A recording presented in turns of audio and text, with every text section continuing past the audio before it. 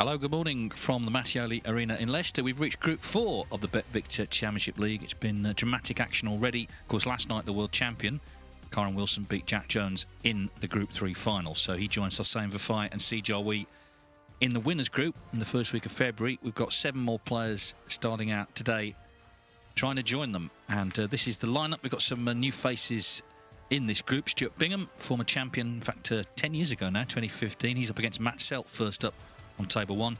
Table 2, Jackson Page against Jimmy Robertson, the first match. You can see Jack Jones and Mark Selby are coming back. Joe O'Connor also will be in this group. So it's, as I say, 5 new names, Jones and Selby returning. I say new names, I mean some very familiar names there. Obviously, Stuart Bingham, he was always going to be here. And Matt Selt as well, of course, shares the record actually with Kyron Wilson for most centuries in a single tournament, 23 in this Championship League. So looking forward to seeing how the new guys get on. Can Jack Jones reach another final? He's been in 3 already. Lost each time.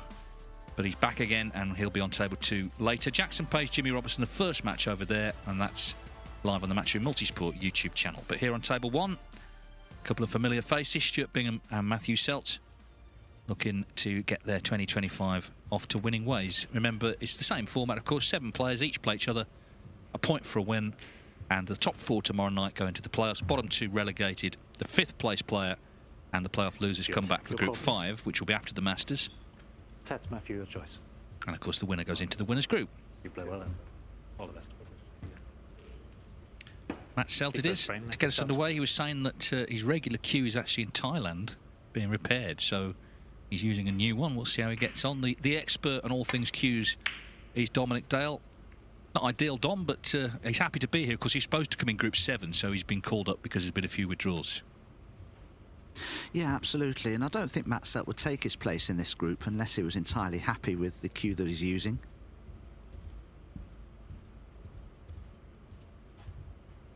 Yes, his other cue was actually made in Thailand by a company called Maximus Cues, and I guess it's they that are who are repairing it. Oh, what a lovely shot. Well, you could hear Matt Selt. It's a good shot because he could see that that was in before we could. 2 Essex boys here. Stuart Bingham from Basildon. Matt Selt from Romford originally. This is something, though, that the top players do, Dave, don't they? That, you know, you can break off first shot of the day and they can stroke in a long one like that. Well, meanwhile, Dominic, we were here yesterday because Ronnie O'Sullivan withdrew. I can tell you he's withdrawn from the Masters. Just been announced. Ronnie O'Sullivan has withdrawn from the Masters. Neil Robertson is going to replace him. He was 17th after the UK Championship, so that's a great shame. Well, firstly for Ronnie, if he feels he can't play in it. Secondly for the audience who were hoping to see him play John Higgins on Sunday. And thirdly for the tournament. No. But that news has just come through. Ronnie O'Sullivan, he's not playing in the Masters.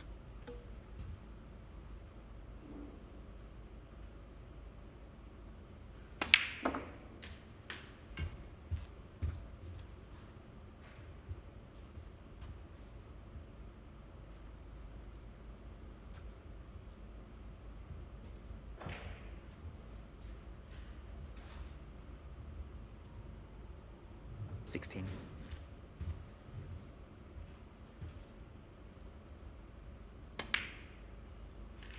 $17.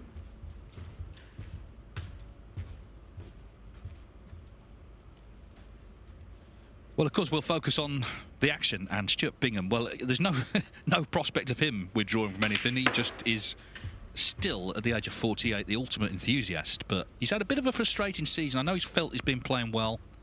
22. But just hasn't quite been getting the results. 4 last 16, including at the UK Championship. Remember, he's 5-1 up to Zhanganda there, lost 6-5. He was on a maximum at one point, was put off. So he feels something's coming, 23. but obviously he wants it to come soon. He's 24 in the world ranking, so at the moment projected to be having to go to world qualifying to get to the Crucible.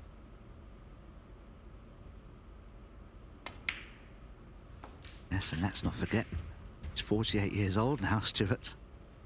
Of course, our world champion back in 2015. I was so impressed, though, with his performance against Ronnie O'Sullivan at last year's World Championships. No matter what Ronnie threw at him, Stuart would not be put off. 30.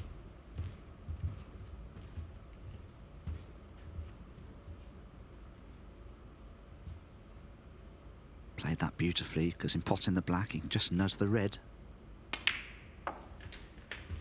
Stewart is a great break builder, it has to be said. He's closing in actually on 600 career centuries. He's at 598 at the moment. Made 9,147, so he's right at the top of the tree as regards break building. 38.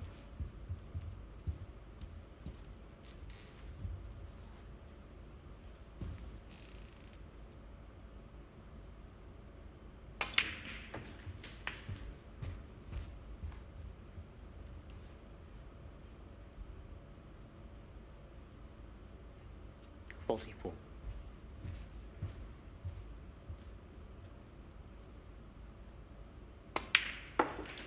$45. I have to say about Stewart, because I've played him many times, and of course we've all watched him over the years. He's a fantastic player. Amazed he's only just won 6 ranking events. Been in 11 finals, but of course he has won snooker's greatest prize, World Championships. That's always something that looks good on any CV.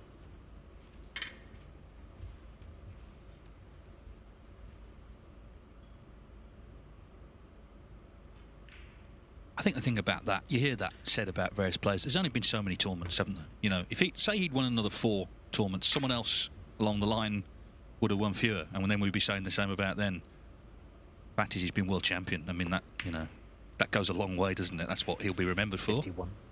Did the semis again last year, of course. Jack Jones beat him there. He's won quite a few other events as well, though. You know, he's won. He always went to those Asian PTCs in China, would be prepared to travel, not a lot of prize money, but that didn't bother him, just wanted to play. And of course he has won this back in 2015. That was the year he went on to win the World Championship. 58. Couldn't get into the red, so has played for this red to the right centre. It's a tricky cutback though. Yeah, beautifully 59. potted, and has an angle this time on the black to go into them. And Stewart's as good as anybody in terms of having a look at the way the balls are configured, working out how to go into a pack of reds. Actually decided there they wouldn't split particularly well, so he's just playing for this lone red here, because 66. if you can pot this with the addition of any colour, frame will be safe. 67.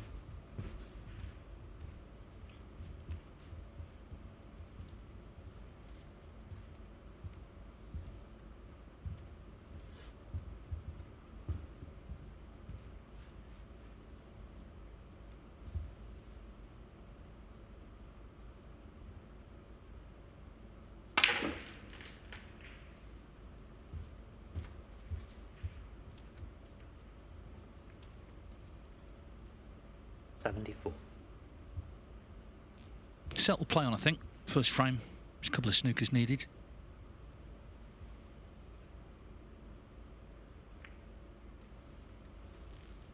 Stuart Bingham, 74.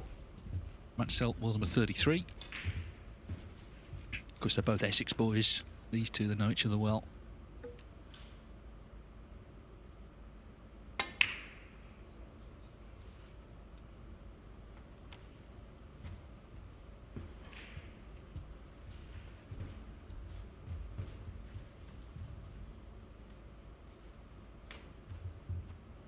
Now, the other table, Jimmy Robertson and Jackson Page.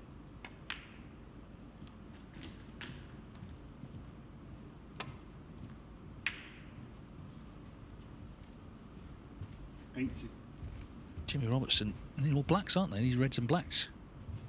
If that break is 80, which I think is what was called.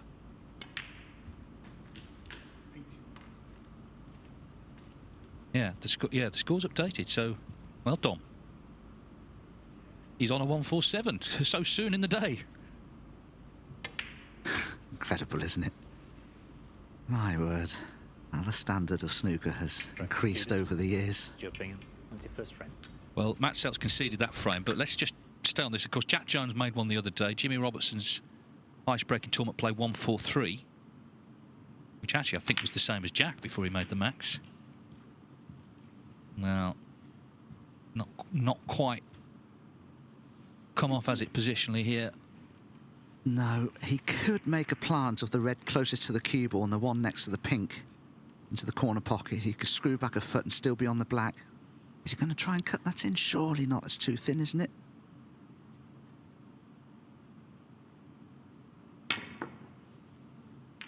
That's a shame. But anyway, he's won the frame with a break of 88. Lively start to the day.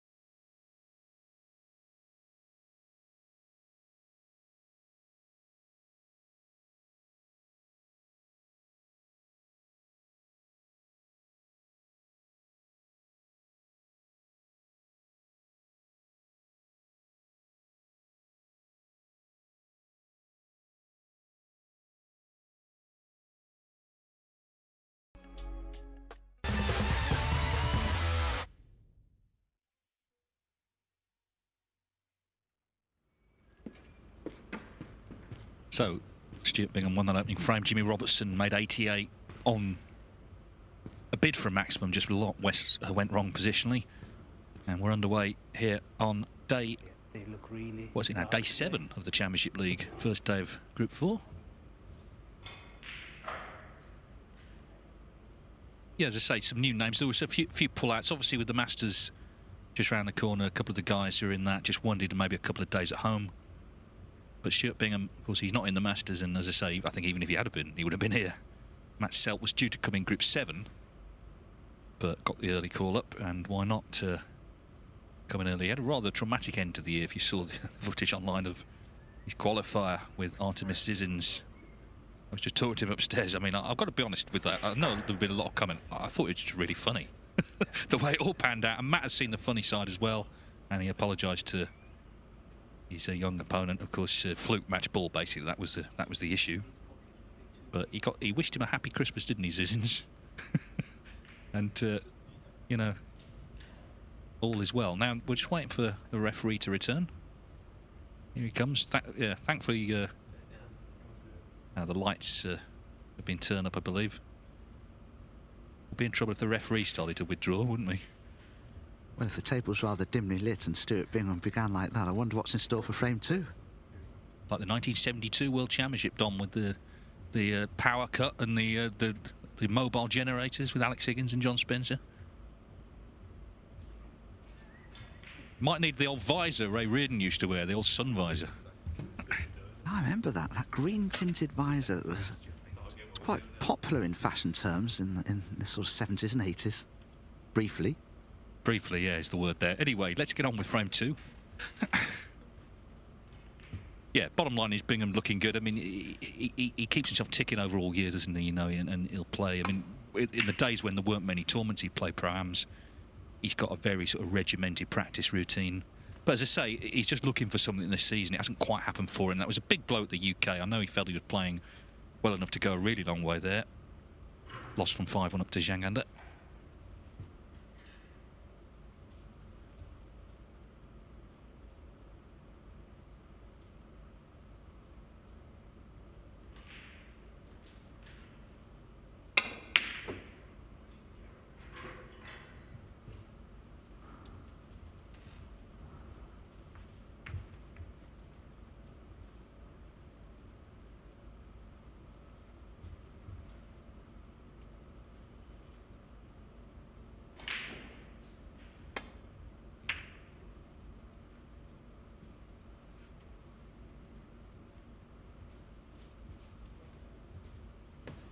As you said previously, Dave, Stuart Bingham absolutely loves snooker, loves to play in anything.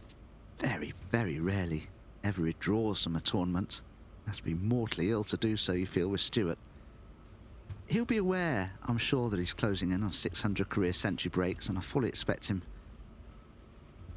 to reach that mark here at this Group 4, the BetVictor Championship Snooker League.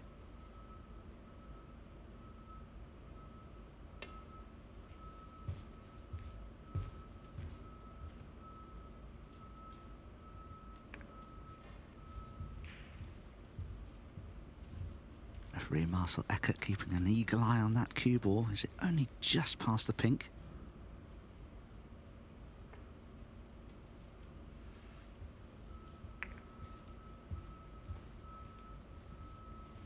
It is touching ball.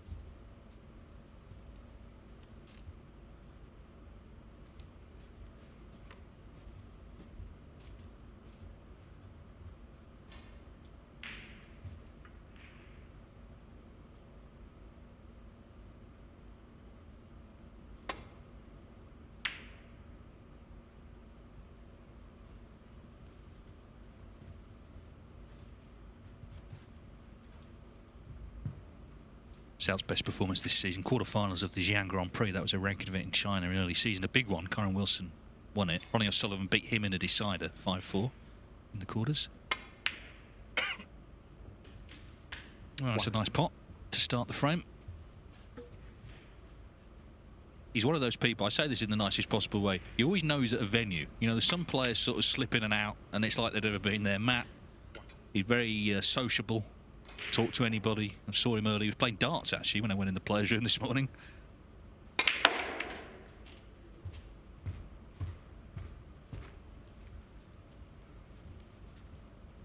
Six.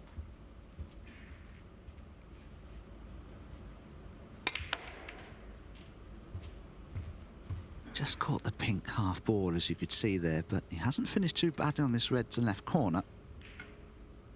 Given the way the pockets are playing, I'll be a little surprised to see him miss this.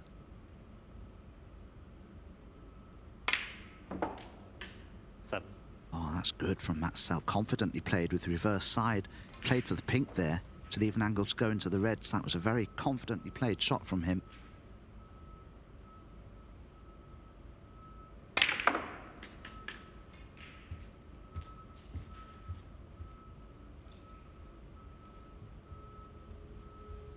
This has become a frame-winning opportunity. He'd love to be straight on this red to the left corner. It does still cut in though, but the cue ball will be running free a little. Can he control the cue ball? He just wants position on any colour.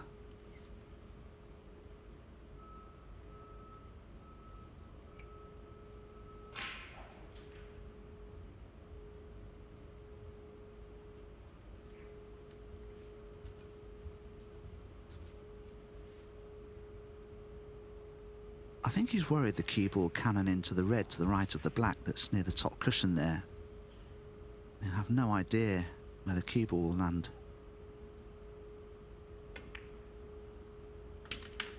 $14.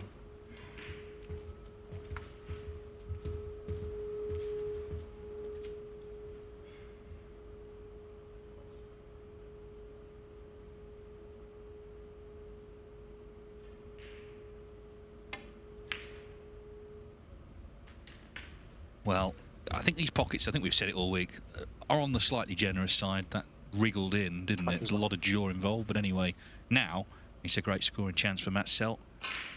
He made his 200th career century this season. 22.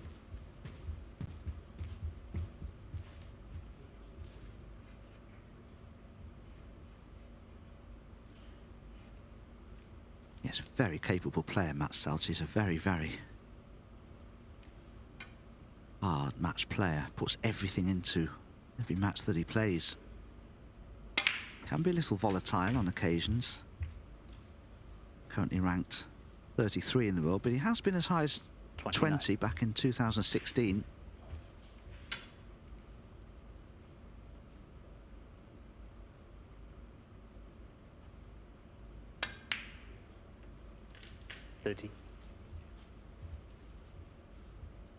And you'd be very hard on yourself if you couldn't score enough to win the frame from an opportunity such as this.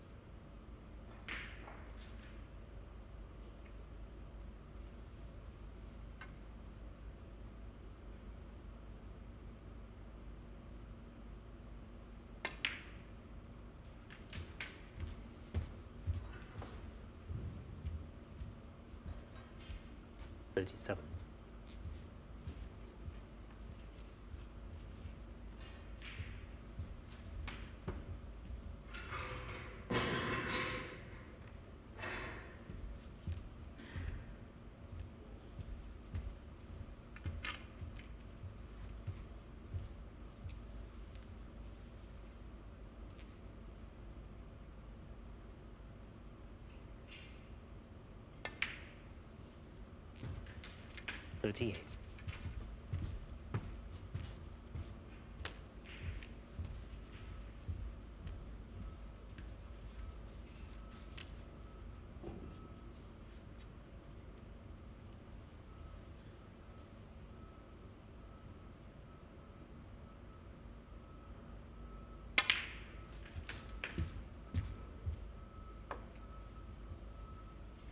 That defeat to Zizins, I think there was a bit of a sort of carryover from that, because he then failed to qualify for the World Open a few days later. Manasawin Fetnalaikal from Thailand beat him 5-2.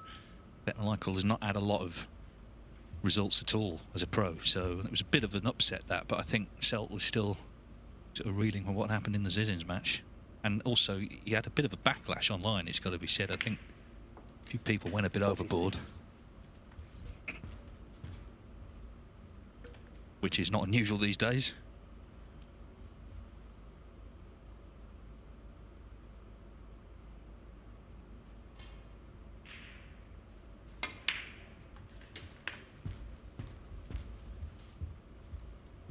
Whenever you suffer any damage to the cue that you're using and you have to change cues, you can bet your life that you'll be practicing hard with any secondary cue that you are forced to play with. So it could be that if Matt Selt has a decent run here, when he gets his original cue back, he won't want to actually go back to it,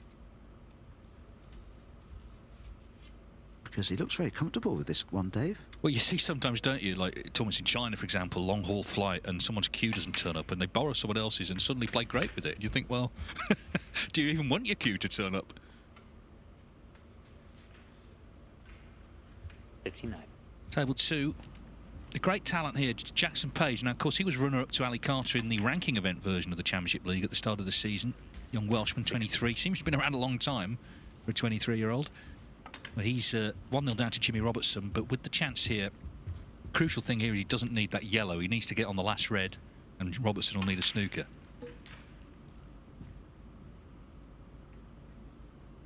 Oh, I think he snookered himself on it. Dear me. Just needed to land on it. Had a lot of space to get on it, so that's a twist. 66.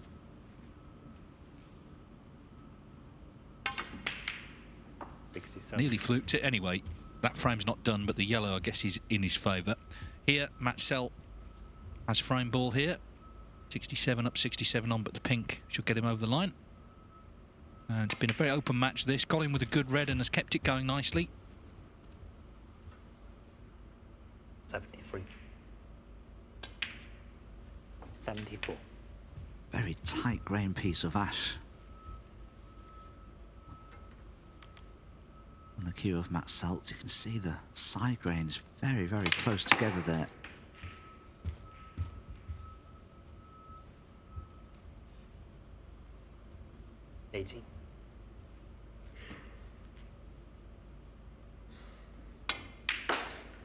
Yeah, very closely grained. I like cues personally like that, I have to say. 81. They're often quite responsive.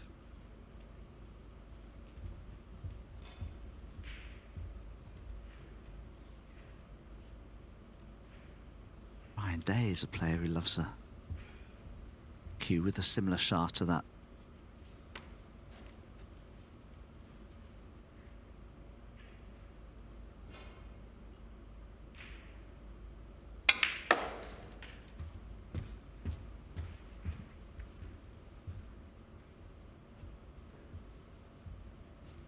'86.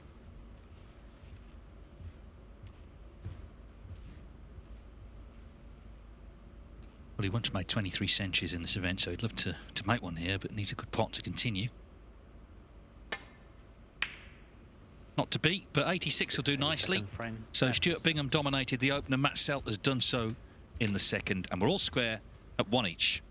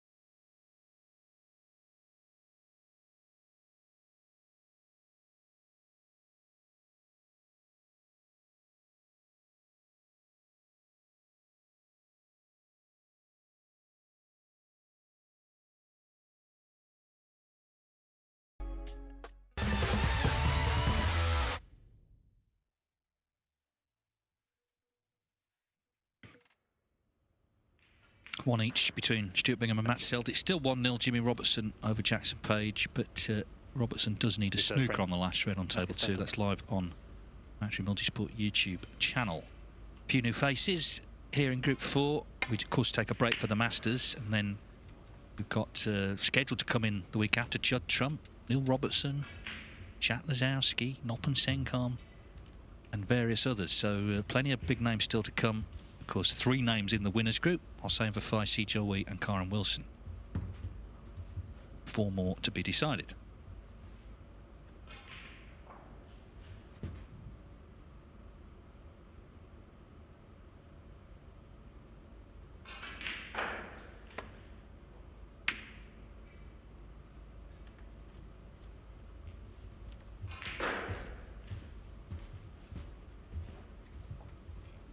Measure of Stuart's confidence that he was willing to try to roll that red in to play for the black, even though he knew he'd be leaving a chance of a possible red for Matt Selt, and he certainly has.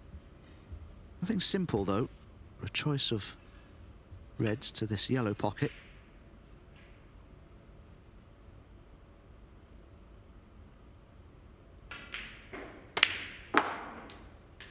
I was expecting Matt Selt to drill it in at that pace, but what a shot it was.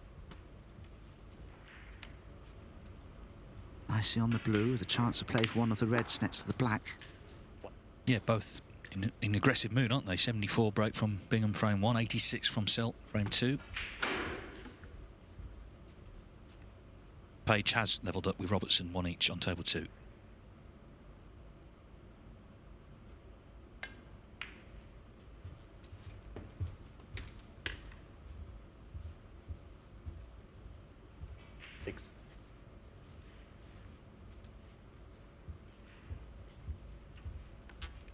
If Matt could somehow take the cue ball around the other side of the table to play the black in the left-hand corner, that would be definitely advantageous.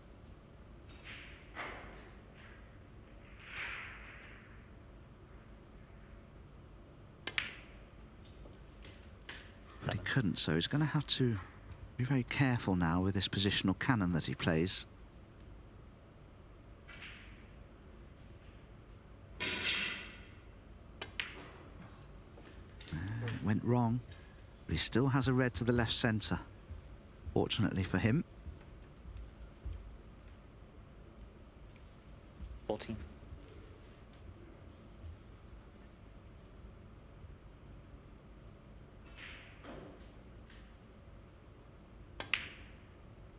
$15.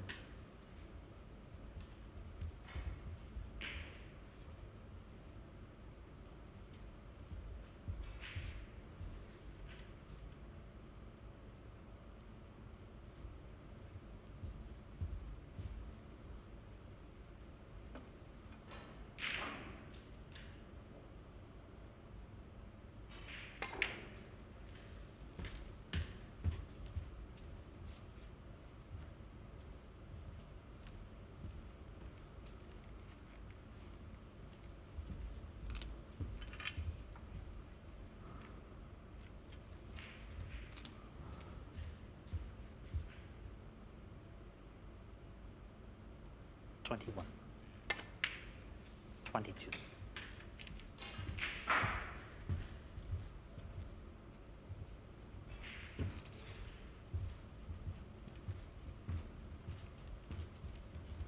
If the left-hand red of those three just above the black will pot into the right corner, then Matt Selt doesn't have a problem. He has to play a cannon into something. It could easily go wrong.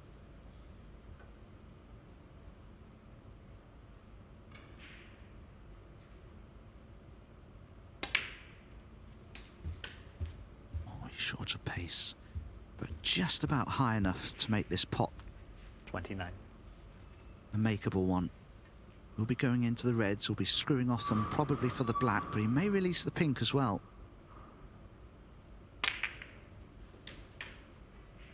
30.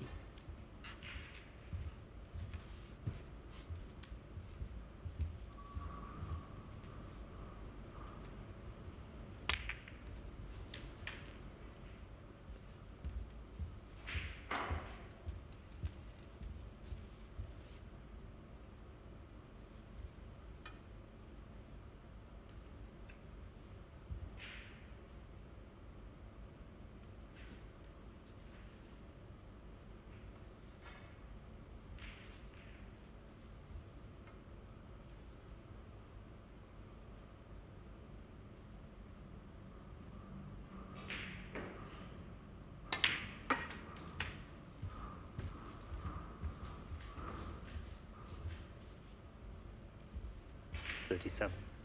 So it feels really like he's just carrying on from where he left off in frame 2 when he made that 86.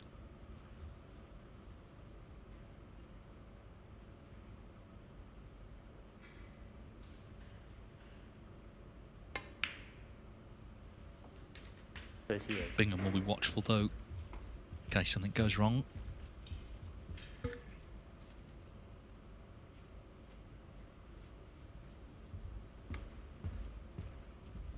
Yep, eyes on the table.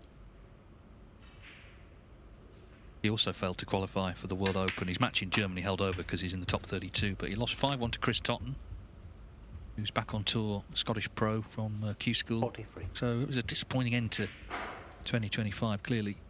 Big money event, they all are in China. He's trying to get back in the top 16 for the World Championship. Clearly that does not help losing in that tournament.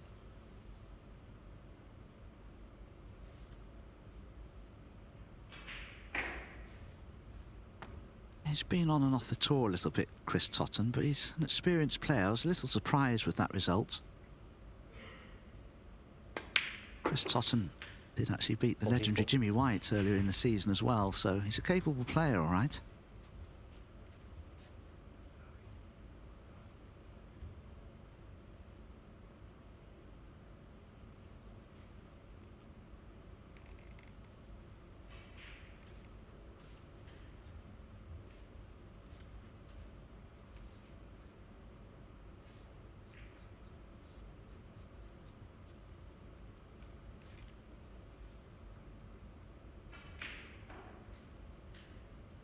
Well, he's on the pink, but he's just working out the best way to get onto his next red, because he may not have quite the angle that he wanted to have.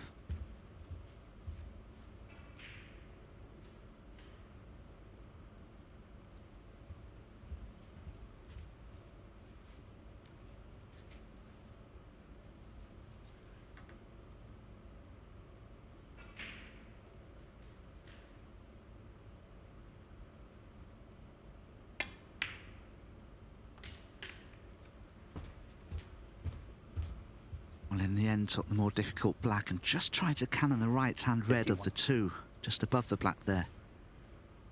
But failed with the cannon. Now he's looking at a very speculative plant to the left centre.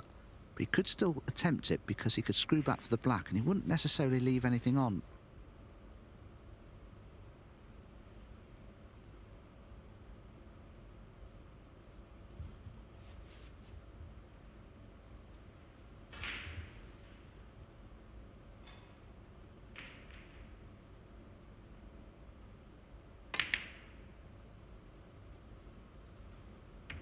Well, he's left this red to the same pocket.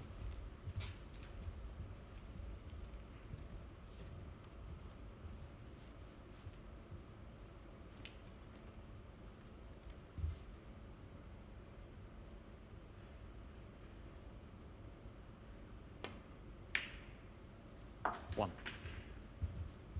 So, 51, but plenty still on.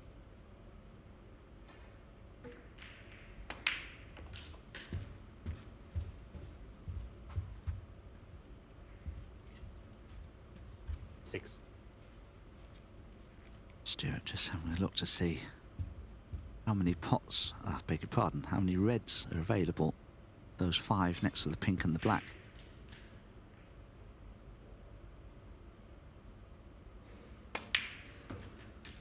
Seven. Could play for the loose red to the left of the pink spot, but has an angle to go into them as well if he wishes to.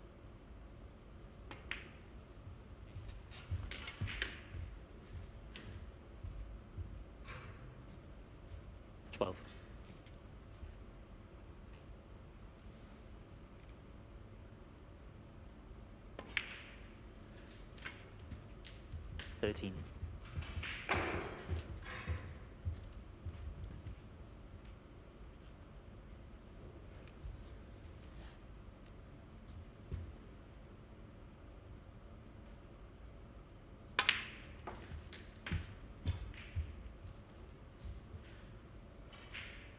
$20.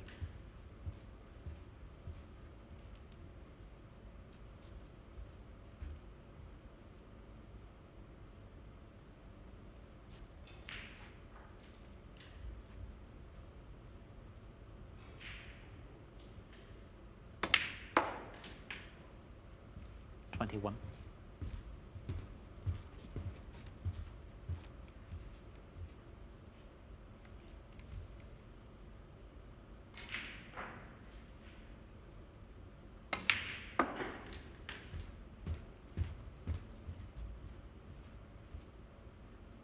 If Stewart stuns down for the black, gets the right angle on it, won't be any problem at all to develop the 2 awkward reds above it. 28. These are the frames that make differences psychologically in matches. We've had one where Bingham got in first, made a frame-winning break, then Selt. Well, it's not come great on this. I was going to say frames where you make clearances can make the difference, but 35. not quite gone to plan here.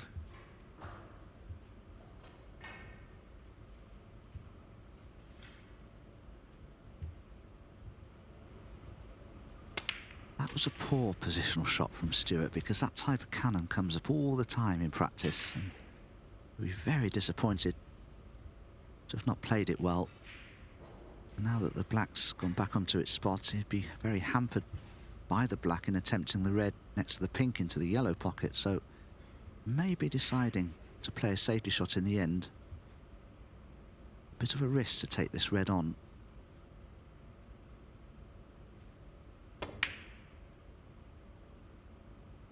Oh, what a pot it was, though. Superb. Really, really nicely executed. So all about landing on the next red and then his favourite for the frame.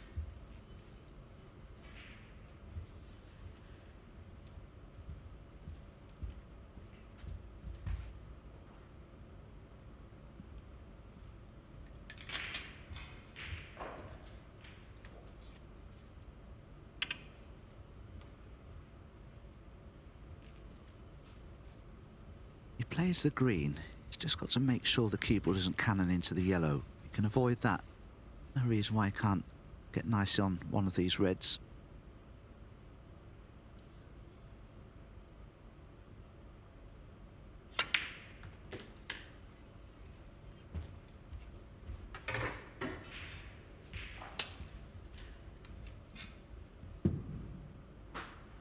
$39.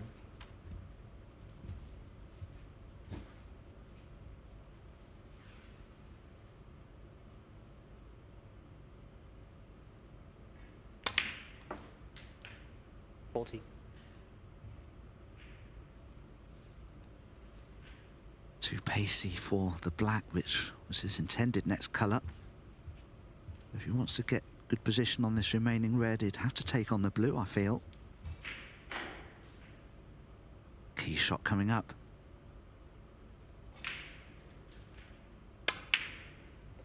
Oh, he's missed it.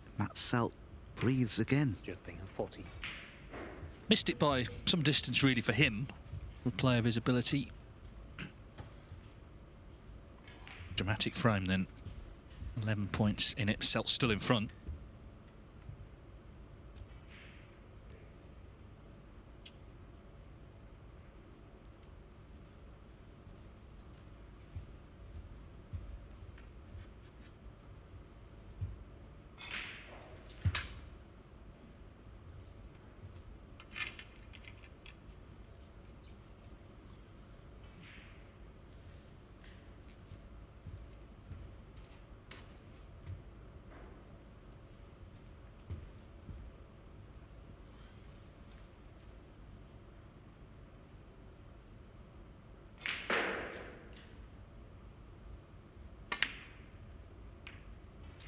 Well, a little edgy now.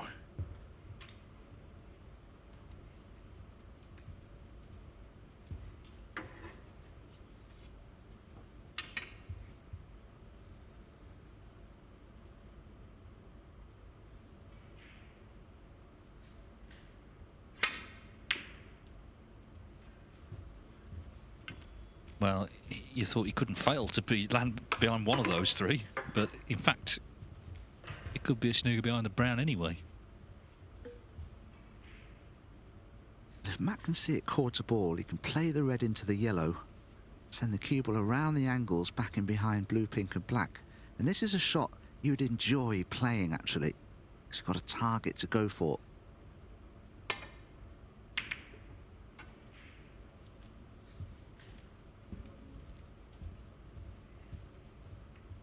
That's so unlucky, isn't it?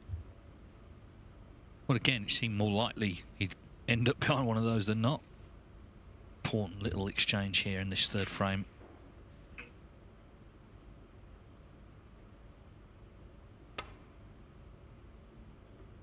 Ooh, well, he's missed it altogether. Collins. Murphy said full.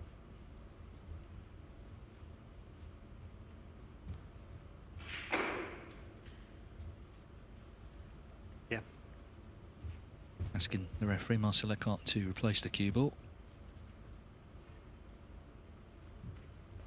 Not 100% sure on that one. Oh. Couldn't see it. Could you see it still half before? Yeah. Couldn't hear it.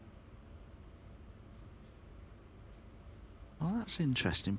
Both the referee and the player are in agreement here that Stewart could see this red full ball, which makes a difference. So if Stewart were to miss it for a second time, a warning would be issued to him that if he didn't hit it on the third attempt, frame would be awarded to Matt Selt. Half that distance.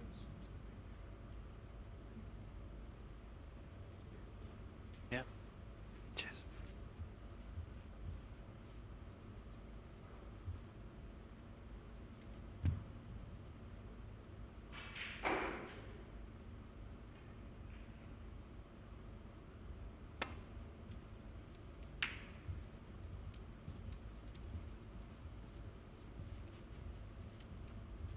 Well, we saw what he thought of that. So, well, he's already missed this red to corner pocket the other end of the table. Rather bemused look on Bingham's face. This is not a gimme by any means, this. Yeah, and there we are. And he's going to leave an easier one for Stuart Bingham. How the emotions can change so quickly. Bingham waving his arms around a moment ago, looking befuddled, and now a serious chance to win frame 3.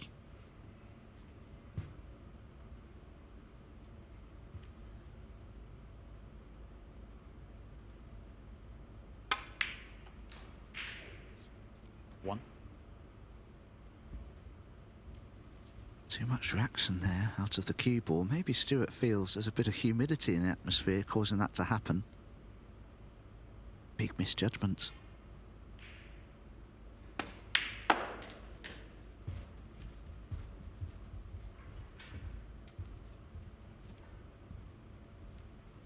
Four.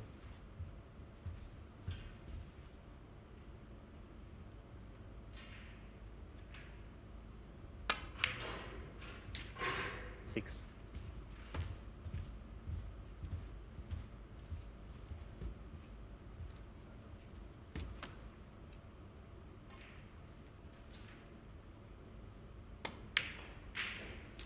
Nine. Brown, blue and pink still required. To win a frame that could have gone to either player.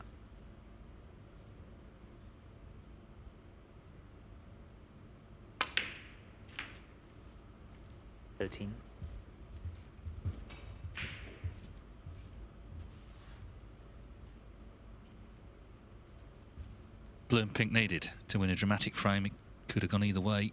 A couple of times. Chances on both sides. 18. But surely the pink is going to find its target. Matt Selt made the early running, didn't he? Made that 51. Went for that quite high risk plant to middle. Bingham 24. relieved to get the chance on the last red, and just checking the scores, he doesn't need the black. So Stuart Bingham in this Only Ways Essex encounter leads Matt Selt 2-1.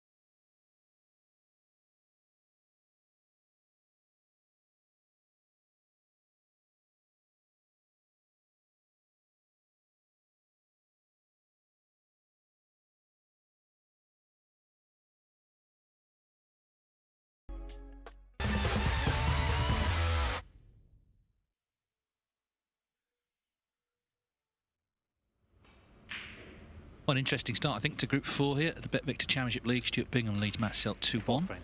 Stuart Bingham to Matt Selt just keeping warm. It's not the warmest day out, and testify that having walked up from the hotel. But anyway, it's a brand new day of snooker, brand new group, of course. Selt will stay on either way to play Mark Selby next. Selby in such a high scoring form, of course, so far. In fact, we had 54 centuries in the 6 days we've had so far. So, I mean, that's 9 a day, isn't it? You know, that's plenty in such short matches.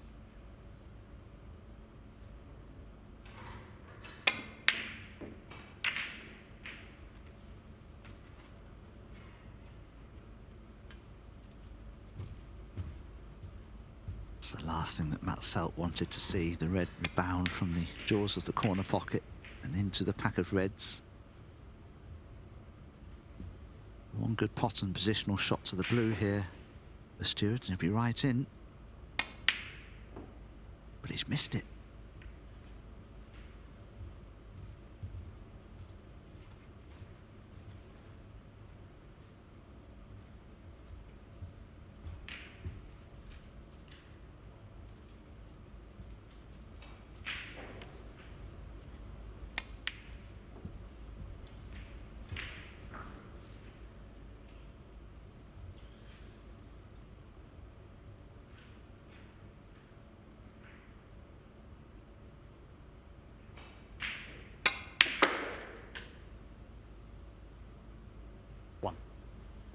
That's a much better pot from Matt Selt. Now, can he run through for a red either into the left centre?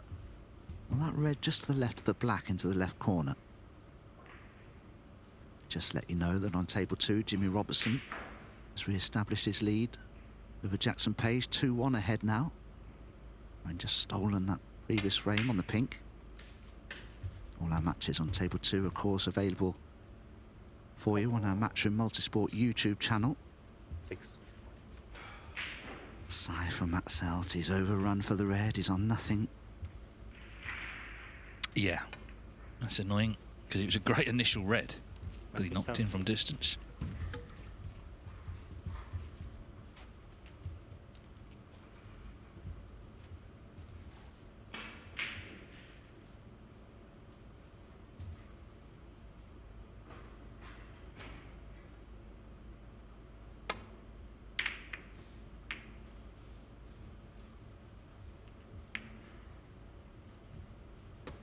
Matt Selt is a ranking event winner. He won the last staging of the Indian Open back in 2019. Beat John Higgins amongst others along the way. Was runner-up in the Turkish Masters in 2022 to Judd Trump. In fact, neither event's been held since. I'm not blaming Matt for that, by the way, but a bit of a shame. We have gone to various parts of the world, haven't we, over the years, and kind of not returned.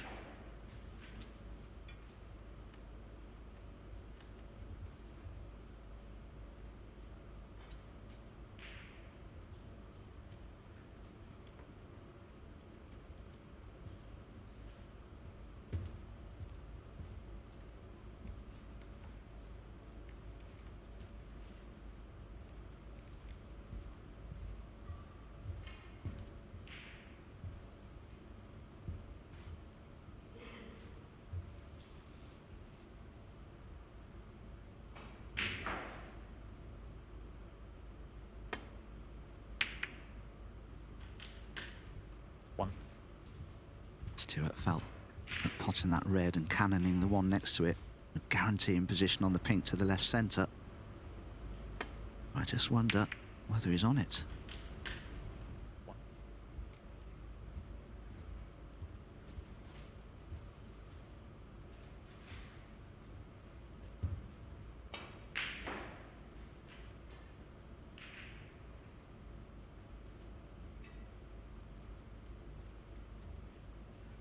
Green ball.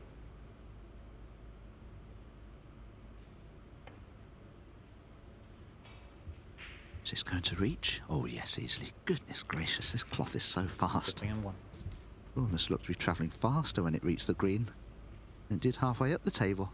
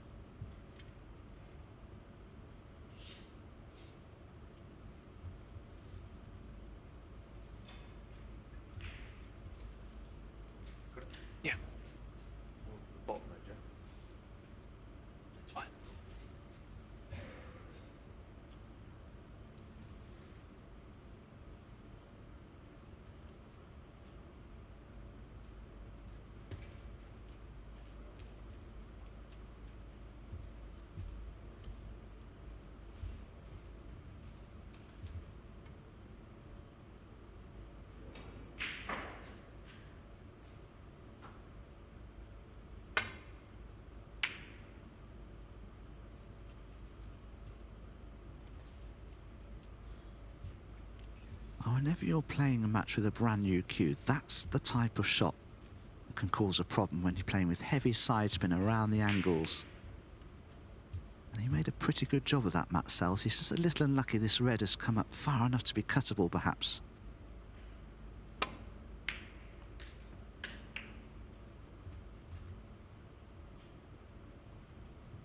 One.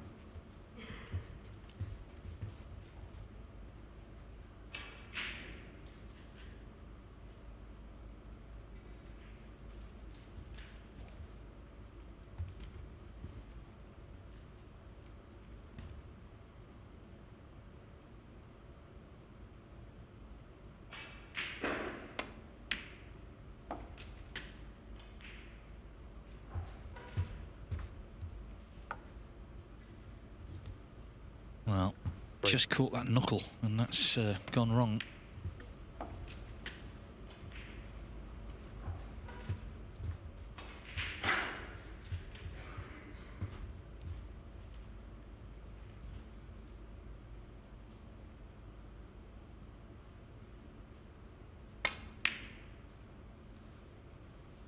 Stuart Bingham 3.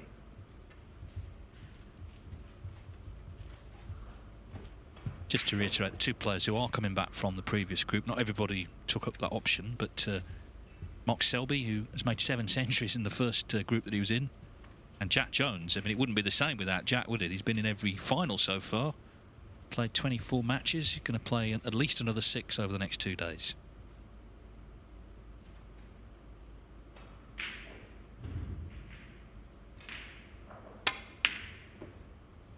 Foul. Stuart Bingham 4. Now this red is going to be in bulk, so that is not good for Matt Selt.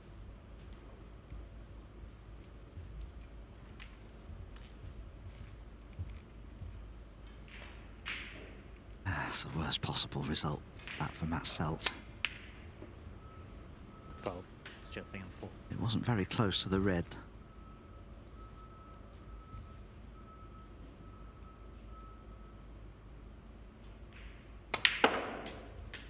One. Stuart Bingham would love to be able to play for the red that's just above the black spot. He can get that one out the way, then he could attack the black.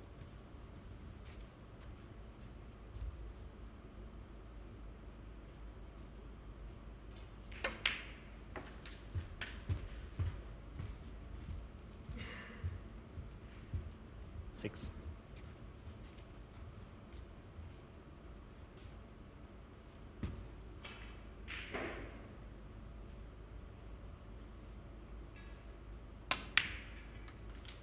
Seven.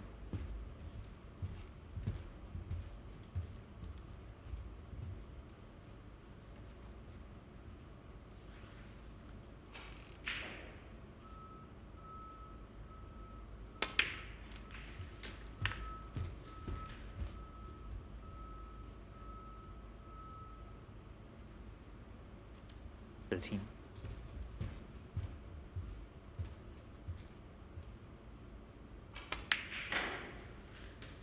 14.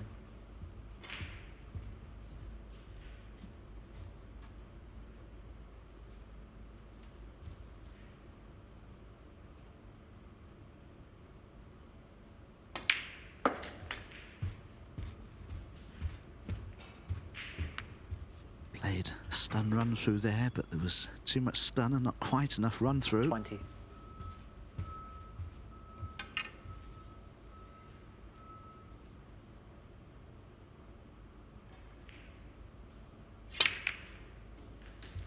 Top. 21.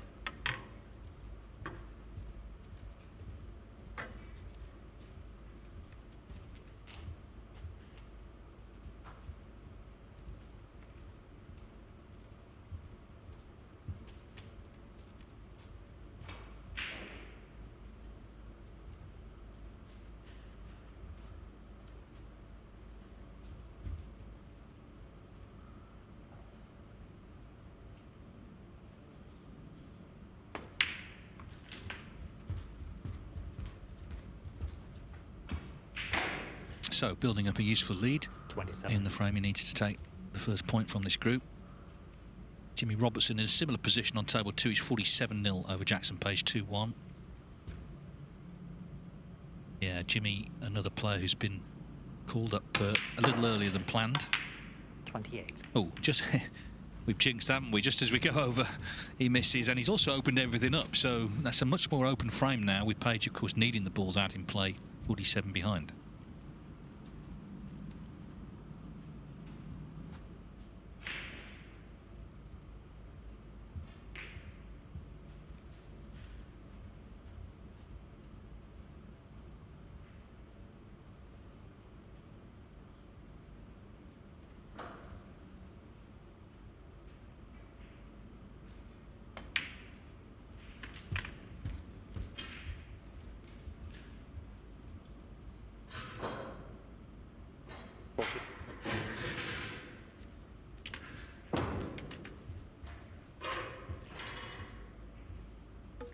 That noise in the background, don't worry, nobody's smashed up a cue or anything. Jackson Page just dropped the rest inadvertently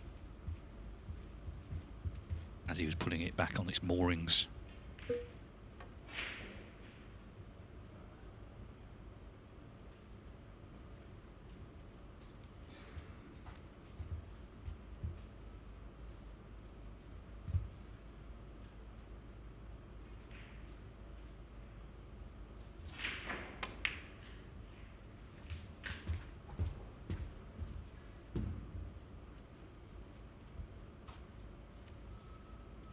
One.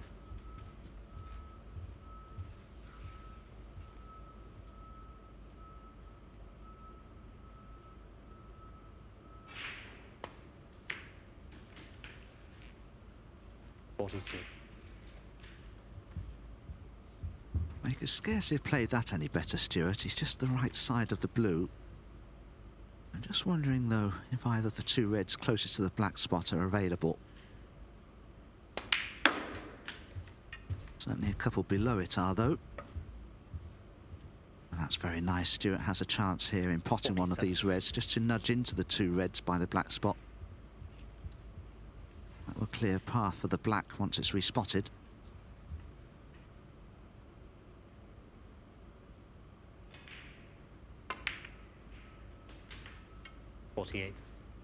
Yeah, so not much more to do. A couple of pots and it should be Bingham's point. Selt's had a couple of half centuries in this match. That 51 in the last, though, wasn't a frame-winning break.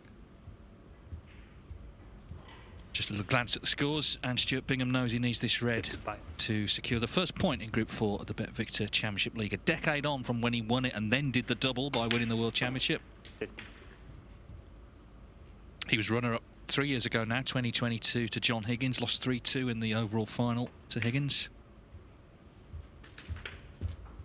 We always knew Stuart Bingham would be here for this, and Matt Selt knew that he would be, of course, up for it, as he is every match he plays. And that third frame certainly felt the important one overall.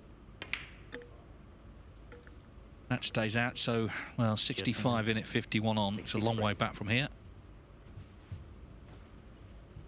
But it looks like Selt is going to come back. But if you can't plant one red onto the other, the concession will arrive, I'm sure.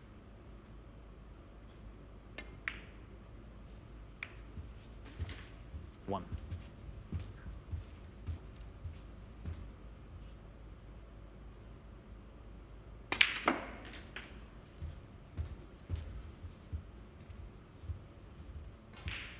Eight. 9.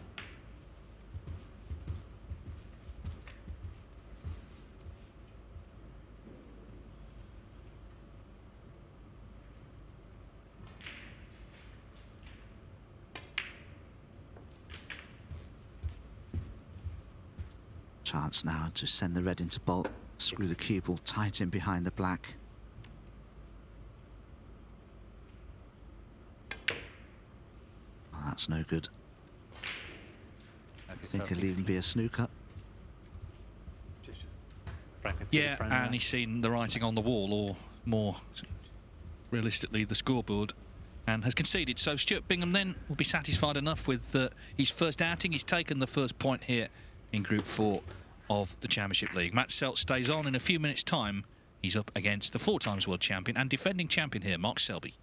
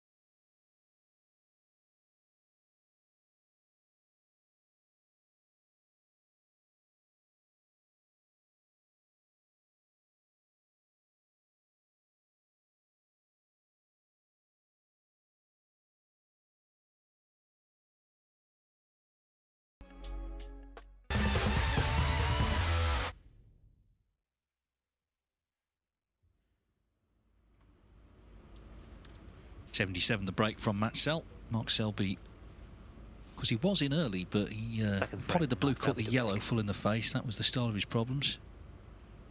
Yeah, it'd be interesting to see if he can play as well in this group. I mean, it'll be hard because he played so well in the previous group, but came unstuck in those playoffs.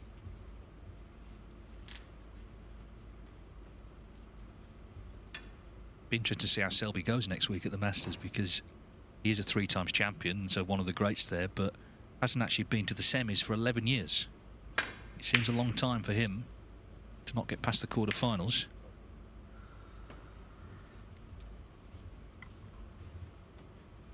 Yeah, I know he's won it 3 times. I think he won it 3 of the first 4 times he was there. I remember being there for the final the first time he won it. I think 2008. He beat Stephen Lee. But yeah, he was amazing at the start of the Masters. And it's a surprise. 11 years for him not to win basically 2 matches in a row. It's incredible. Yeah. Got Ali Carter. Well, not an easy start, but none of them are easy there, obviously. Top 16 in the world. You can play really well and still not win. That's the thing with that tournament.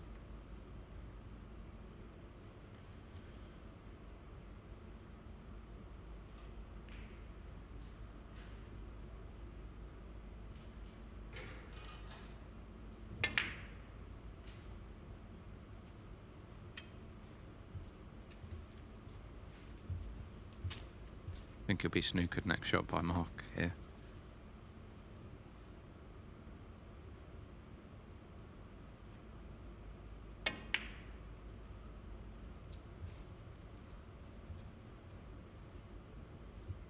Mark didn't just play the snooker though, he put the red as close as he could to the black pocket, so it makes Matt's job a lot harder to get this safe.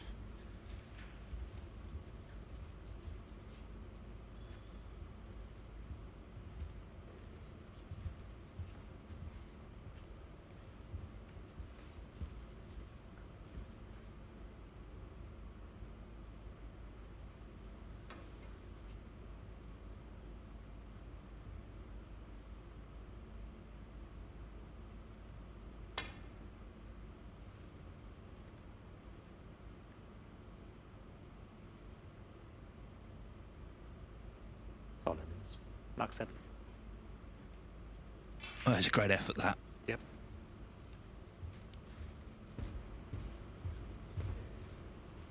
Couldn't have got much closer.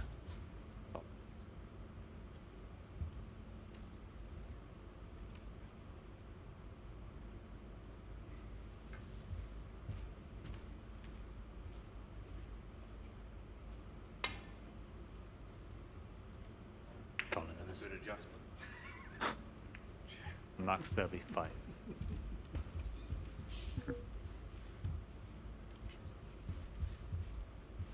The only positive for Matt there is blue, pink and black are safe. I know he's left an easy first red, but it'll be hard for Mark to score heavy here.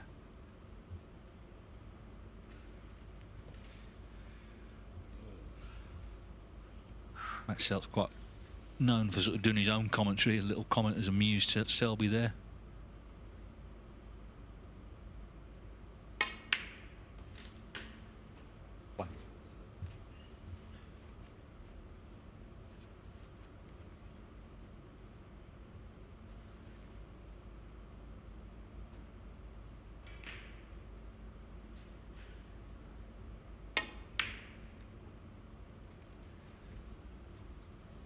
Mark Selby 1.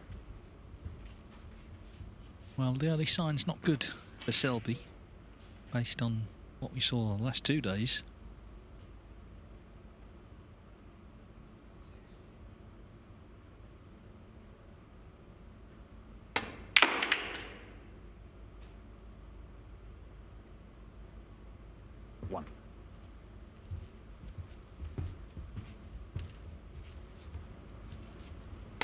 Very aggressive shot, this.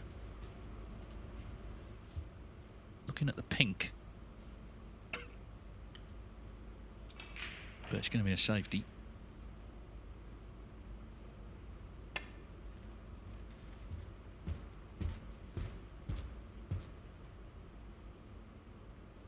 Wow, that table does look quick. I thought that was nowhere near when he hit the white there.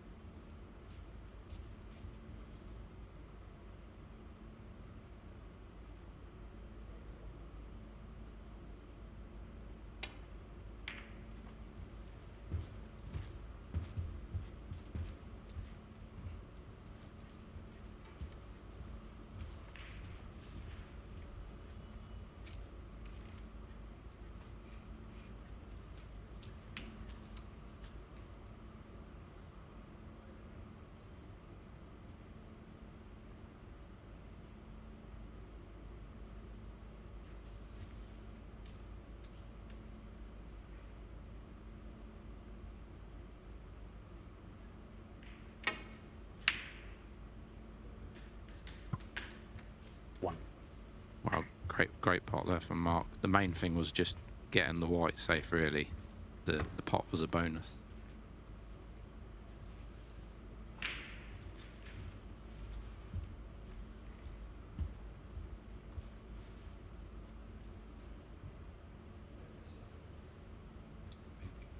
Pink ball.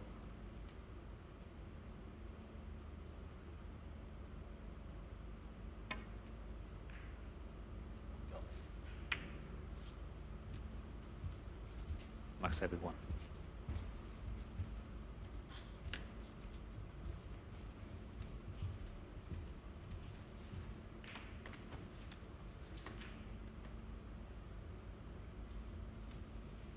Joe O'Connor helped, it's got to be said, by quite an outrageous fluke. He's going to win the first frame against Jack Jones.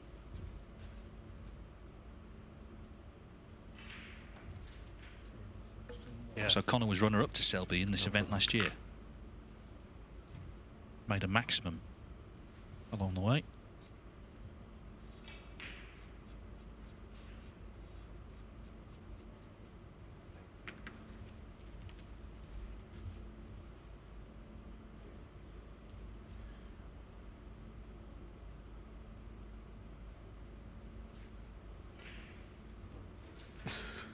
Sorry.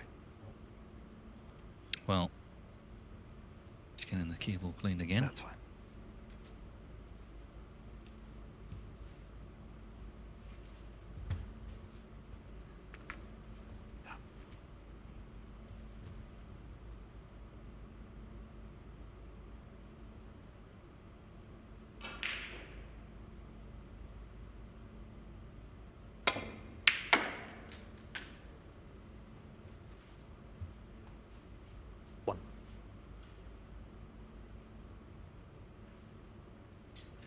That's the sound a lot of snooker players like to hear, the way the red banged the back of the pocket there.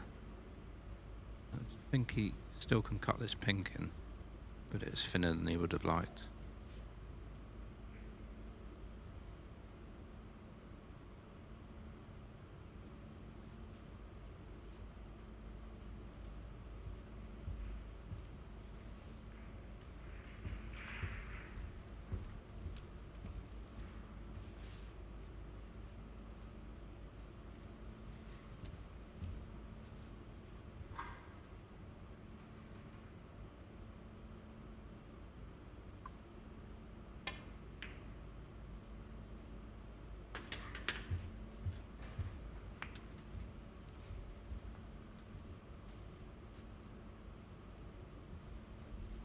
Seven.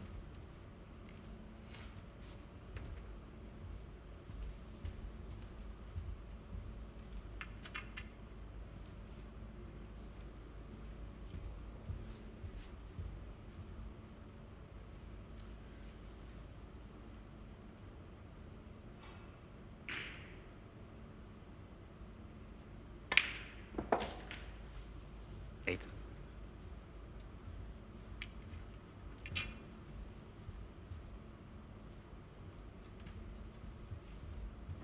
Just slightly lost the cue ball there because he potted it a little bit thin. You're just gonna cannon into the red that's loose to the left of the pack. Oh.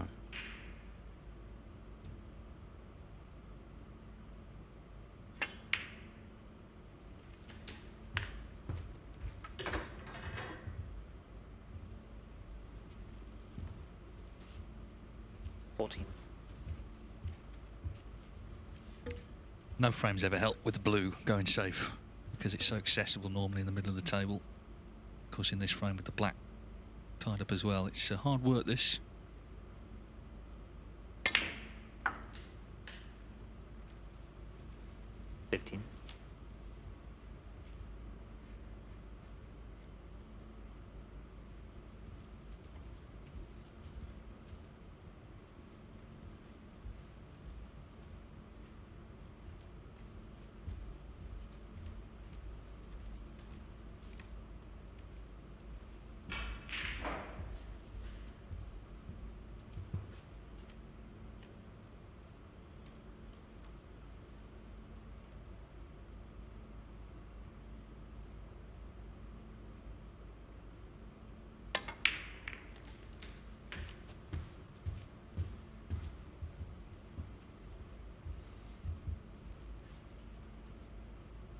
21.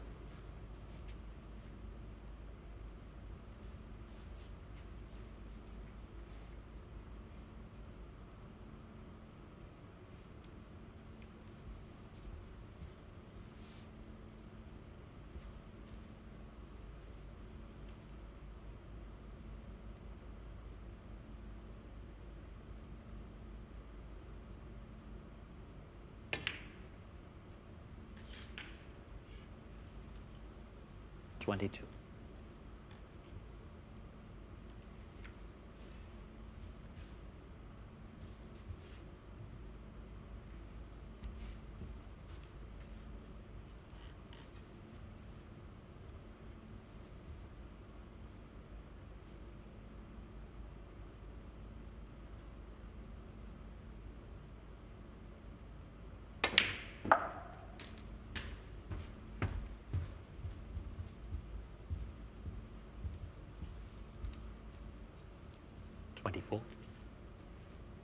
Good shot there by Matt, and he's just come far enough for the red.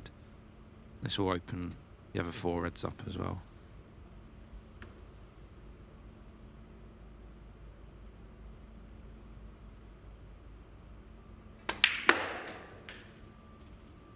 $25.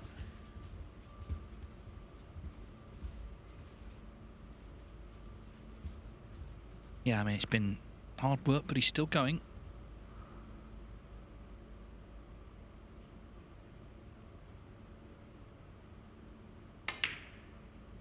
And of course, the bigger the lead you build in a frame like this, the happier you are to see balls safe, because obviously Selby's going to need them in play. 31.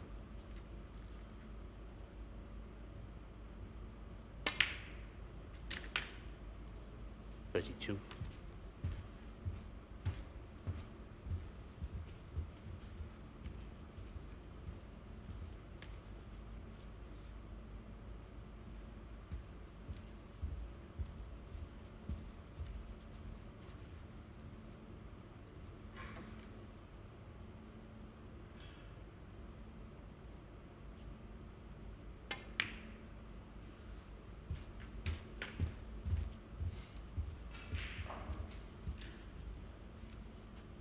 $38.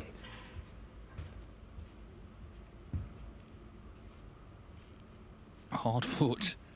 38. Still a few loose reds to go at.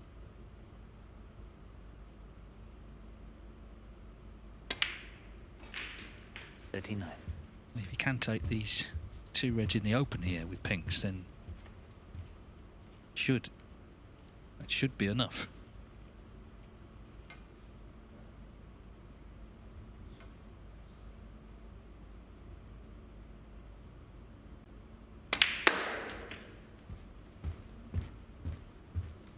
Well, actually, my maths is out there. He would need another one, wouldn't he? I was thinking it'd be 59 in front, it'd be 49. But even so, the table, even for Mark Selby, isn't exactly ideal.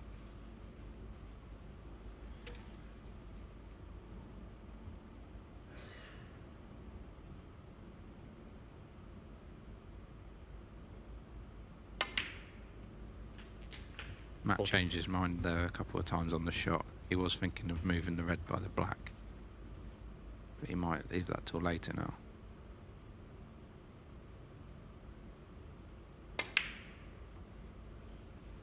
Well, that was unexpected, considering how well he kept the break going. Maybe he was just thinking about shots ahead and took his eye off that pink. So 36 in front. Say a hard-fought break, but round by no means over.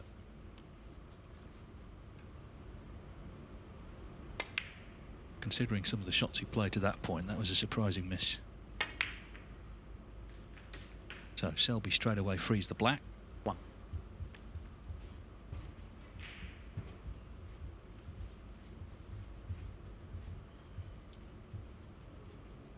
Of course, he doesn't have to win this frame. At this visit, he could put Selt in all sorts of trouble along the way.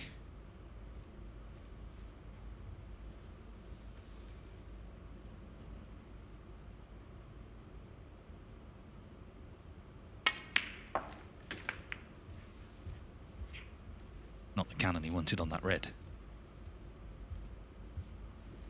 7.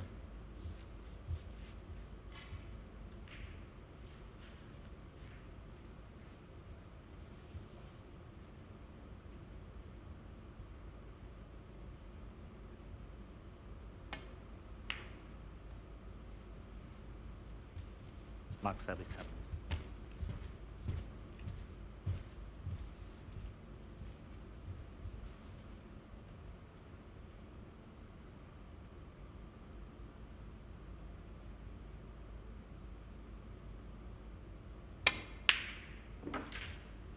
One. Well, I mean, there's no logic to this game. The pink he missed, and then he knocks that red in.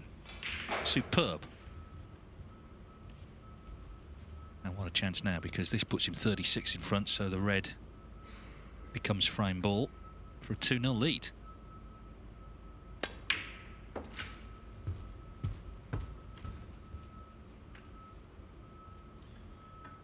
Seven.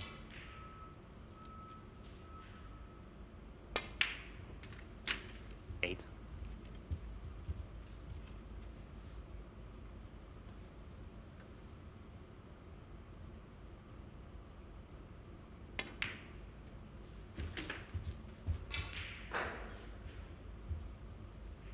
$15.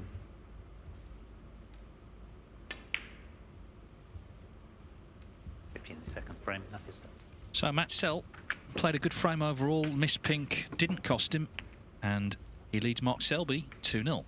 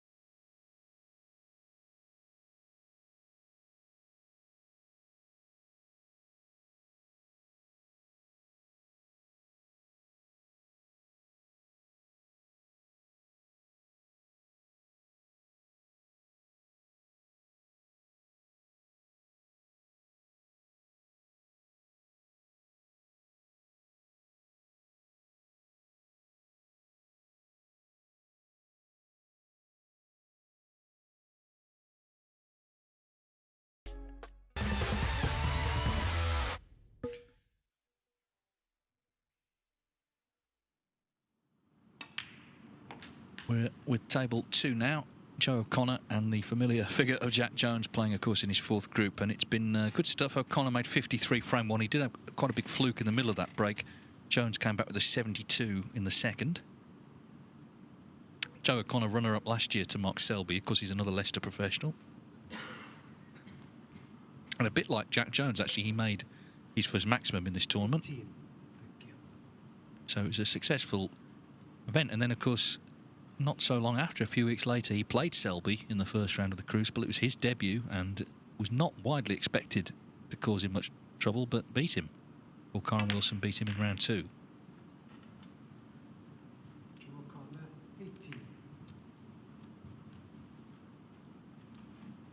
Would the Leicester guys sort of play each other regularly, Ben? Or, I mean, obviously, you know, practicing with players, you can play them in tournaments and so on, but is it a case that because you're also local, you seek out games with each other? Well, I grew up more with Mark Selby and Tom Ford because Joe and Louis Heathcote are a bit younger. I haven't played actually Mark for a long time and haven't played Tom for a long time. I played Louis probably the most, Louis Heathcote the most at the moment. But I will try and arrange some games with Joe. Well, might give him some advice here because it's not a nice spot he's in. But anyway, that's what's happening there. Here on table 1, Mark Selby with that excellent 105, his first century of this group, 8th of the week so far. Trails Matt Selt 2-1.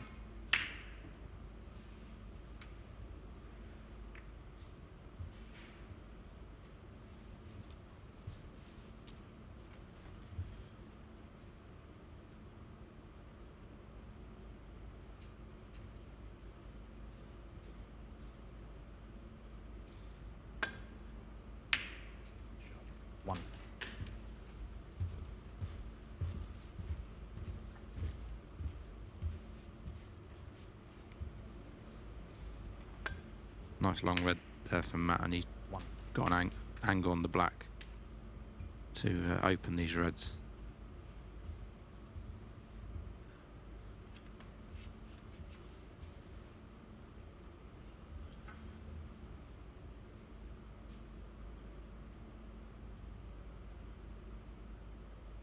There she is. Well, he's doing his own commentary again. Some rather sarcastic cheers. There she is. Does have some funny comments, Matt, when he's playing. I remember playing him once. It was my first shot. He broke off. I think I played a safety fluke to snooker behind a colour. And he just looked at me and said, "So soon."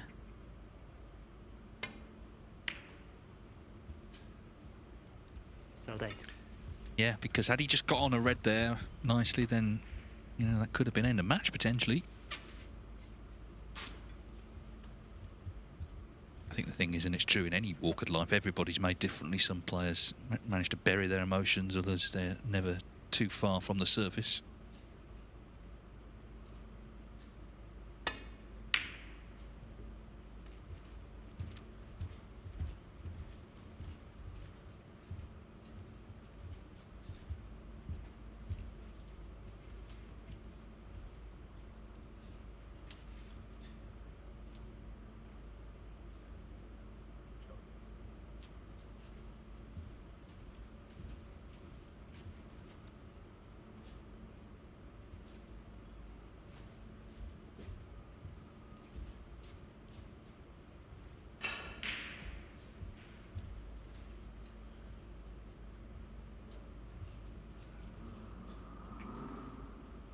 Oh, no great surprise that Selby's got him nailed to that ball cushion.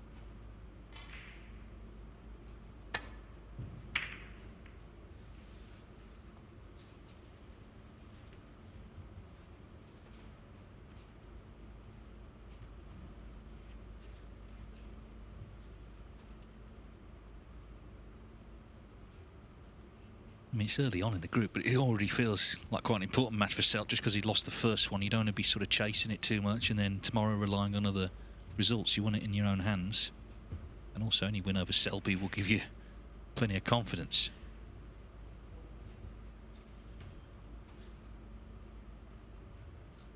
Selt's actually got 2 matches later today against Jackson Page and Jack Jones.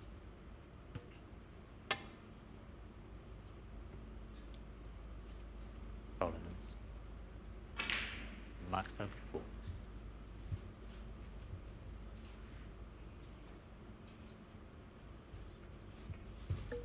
Back we go, Marcel Eckhart, the man in charge here.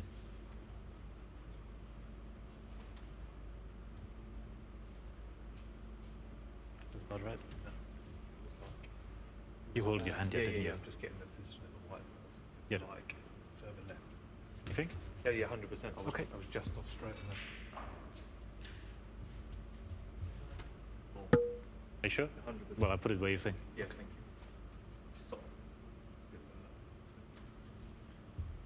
And foot out. Yeah, a little bit, tiny bit. No.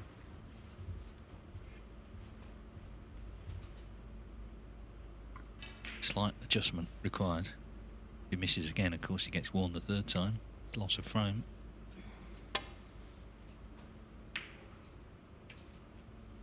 But if anything, slightly over-adjusted. Caught that a little thick. Hence the cue ball hasn't reached the baulk line.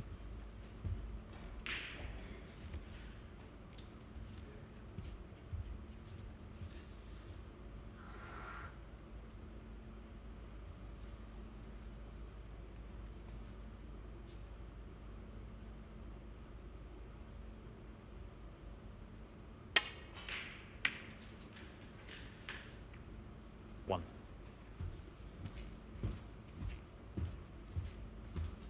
Just pot that slightly thin. That's why he has not got on the black there.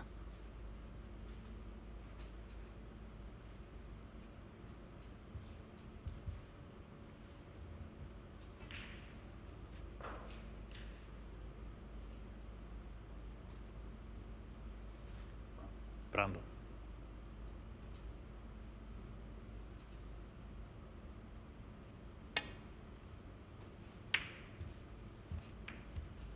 Mark Selby.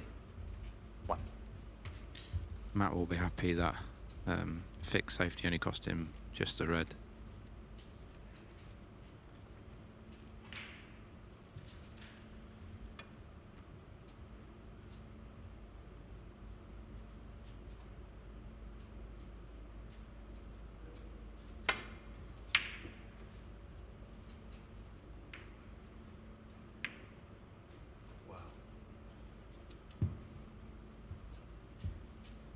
Well, dare I say that's the game. He's had a That's the touch. game, eh? There you go. They've said it themselves, and if you don't know what that's a reference to, it's that Zizin's match. Did you hear me? That's the game. Come on, guys. There's a match to play here. Wouldn't mind, didn't even have a nice Christmas. Sorry. Matt's just referring to that match again. He obviously still remembers all the words of that day. Well, I've watched it so many times. I think I do. It was extraordinary. You know, as I said it earlier, it's actually just really funny. I mean, you know, a lot of people got upset about it, but Zizins didn't care. He qualified. And Matt, very much the next day, was apologetic. But he had a touch there. That's the bottom line. He was fortunate.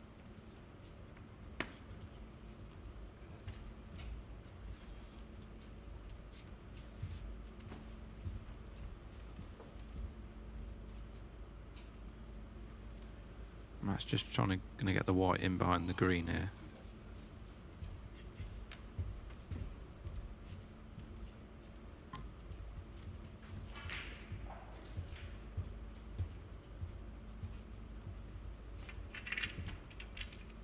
Well, he's helpfully pointing what he's going to do. Where the red's going to finish, where the white's going to finish. Or where he hopes they are, anyway. Yeah.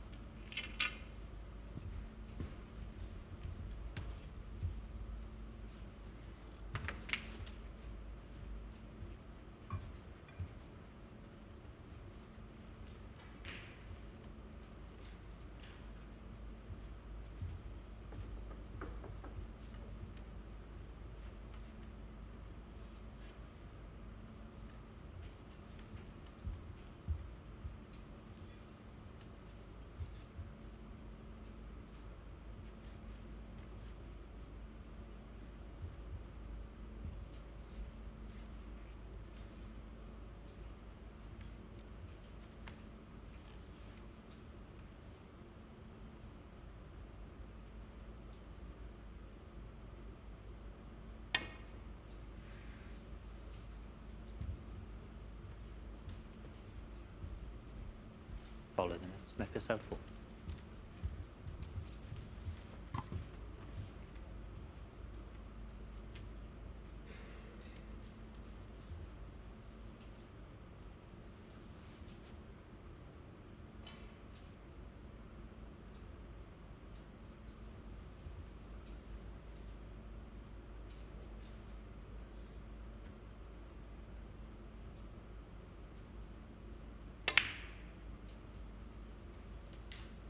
One. Good pot, but cue ball's run to side cushion to put a little bit of pressure on this next pot.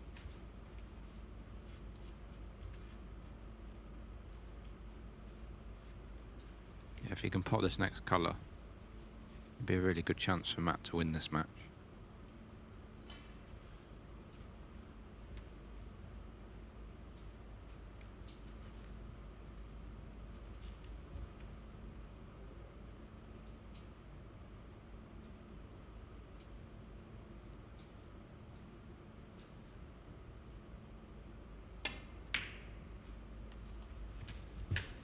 Yeah, and he's played some good stuff this morning. I think if he were to leave after this session, having lost his first two matches, it would feel not quite right, really, but it's in his hands to make sure that doesn't happen.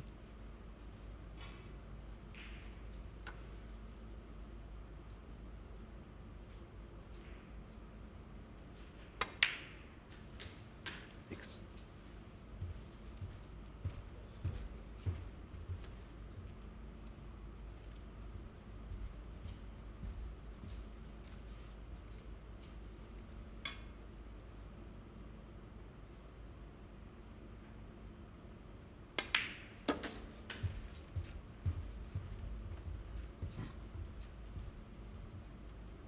Eleven.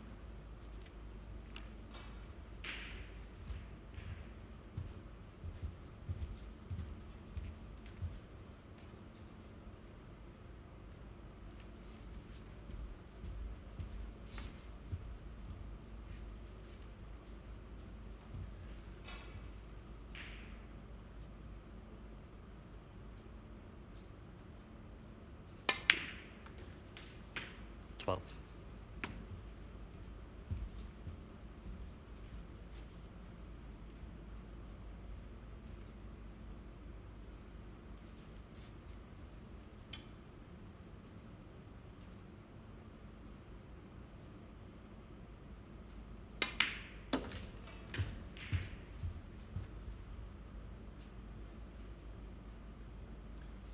Seventeen.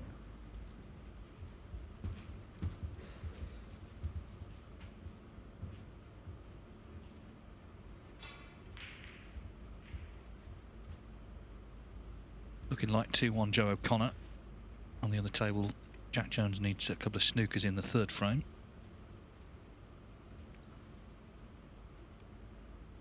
Two ways of looking at Jack Jones, I suppose. You could either say, well, he's absolutely match sharp and, you know, fully conversant with conditions here, or he could be a bit jaded after so much snooker. But anyway, he has lost that frame, so it's 2-1 O'Connor.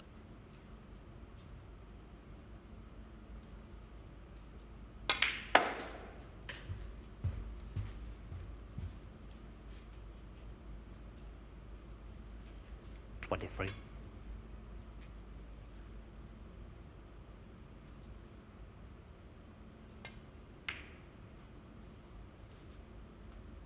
Selt. 23. Surprising miss there by Matt.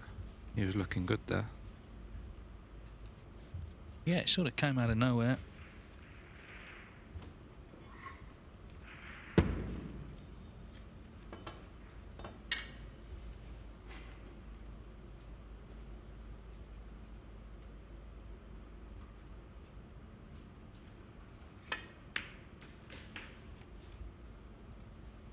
One.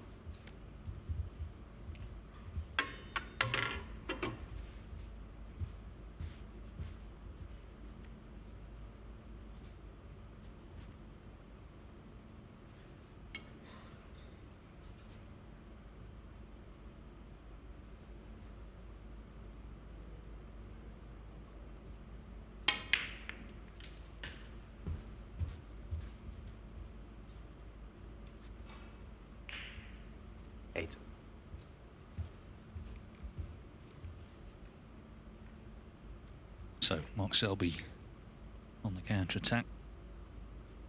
Of course, he did make a century in the frame he won. No.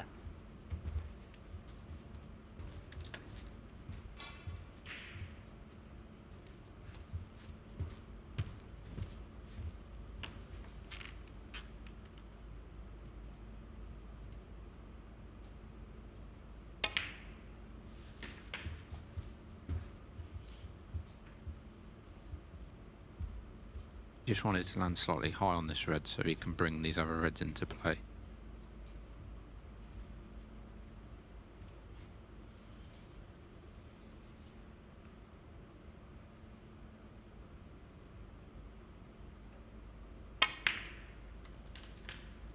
$17.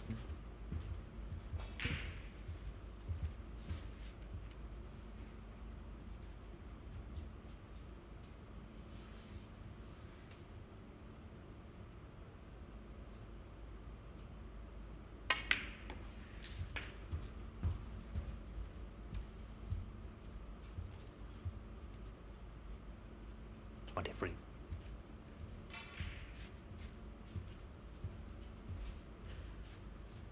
Yeah.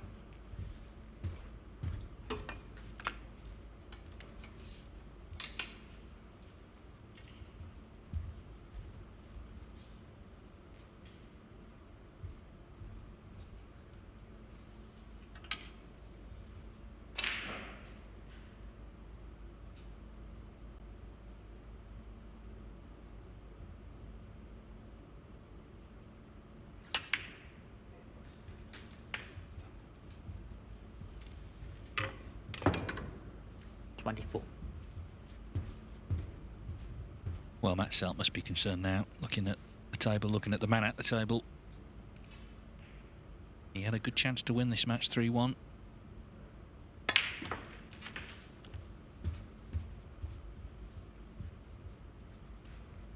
Yeah, and in this format, and obviously the player he's playing, will he get a better chance to win the match than that? He's hoping he will, but he might not.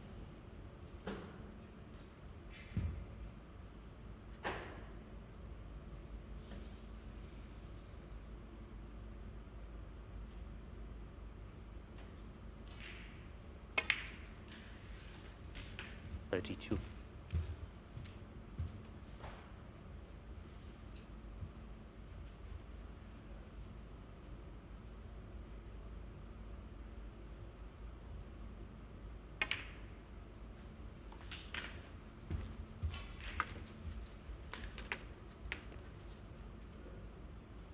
$38.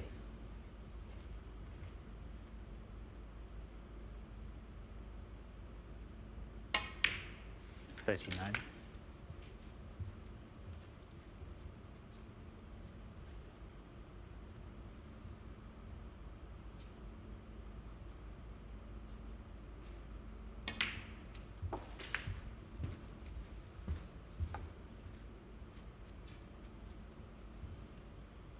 $46.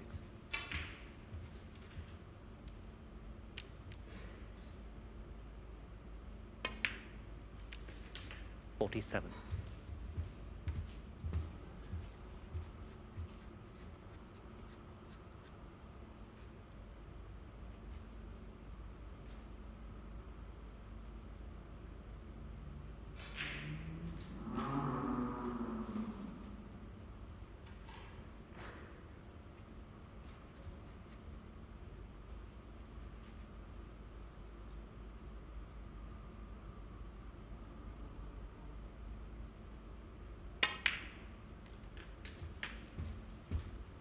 Well, he's just worked all of this out really nicely, and he's just 2 pots away from forcing a 54. decider. Remember, he was 2-0 down. Selt had a good chance in this frame.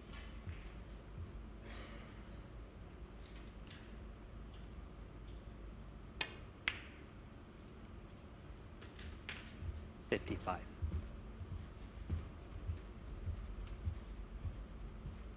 Yeah, still needs the last red.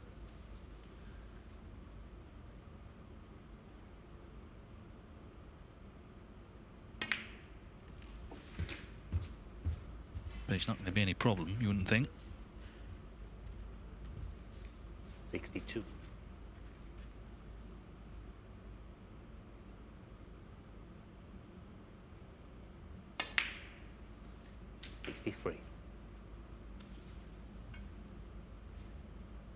Not quite enough on for a ton, but it's not the issue. The issue is winning the frame and punishing the Selt error. 70.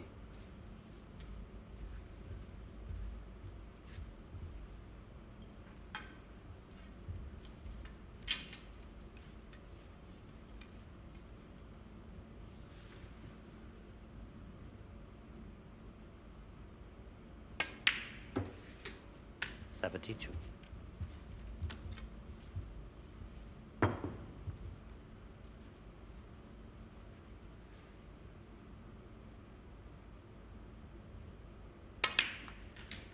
$75.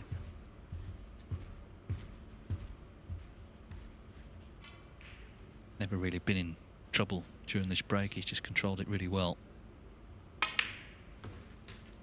79.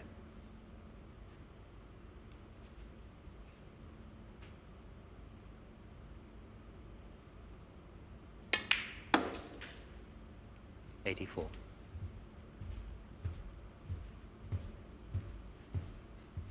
So 105, frame 3. It's black for a 97 clearance in frame 4. Pretty ruthless from Selby.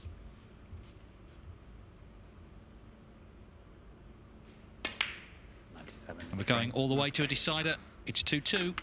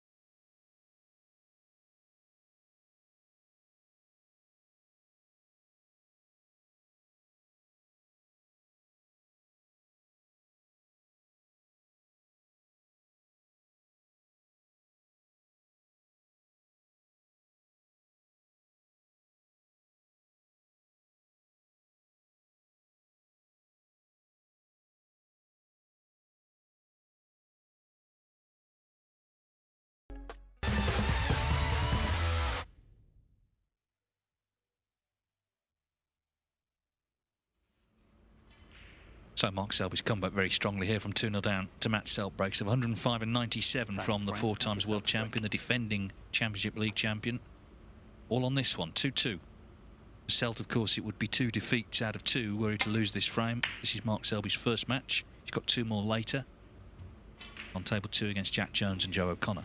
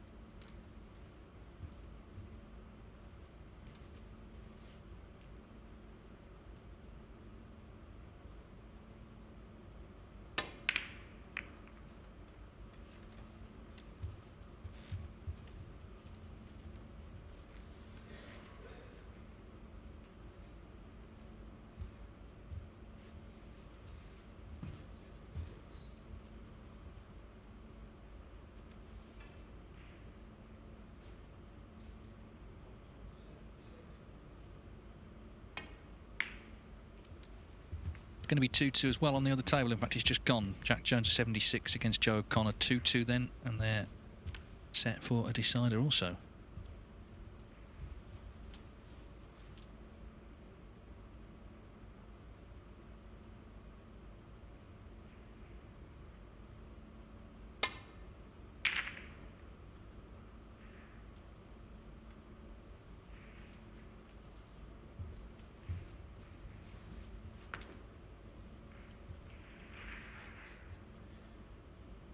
Matt was hoping to cover that red in between the bolt line and the blue spot, but Mark can hit that and get a good white and possibly get Matt in trouble here.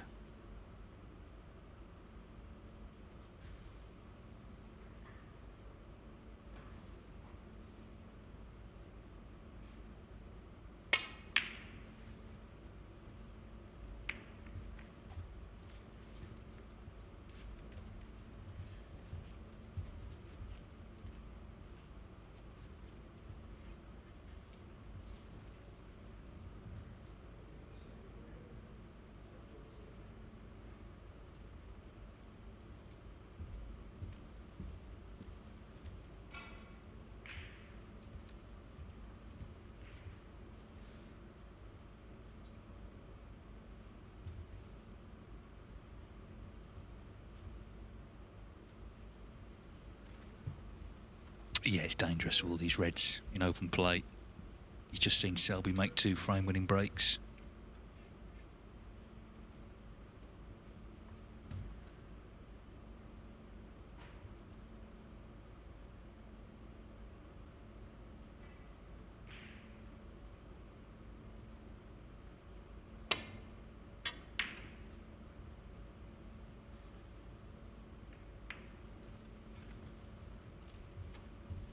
Yeah, there was a lot of danger attached to that, and he got the cue ball back into that bulk area.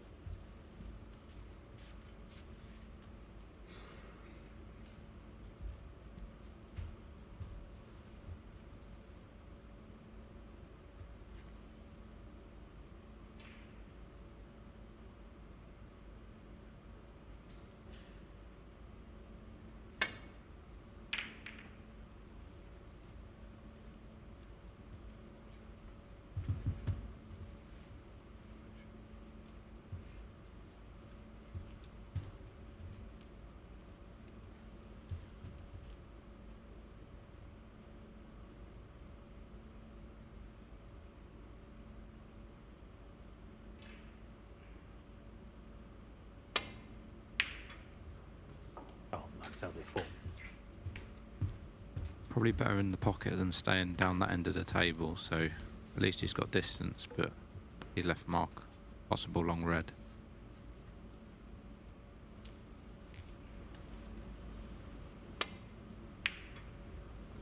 Oh, Selby 4.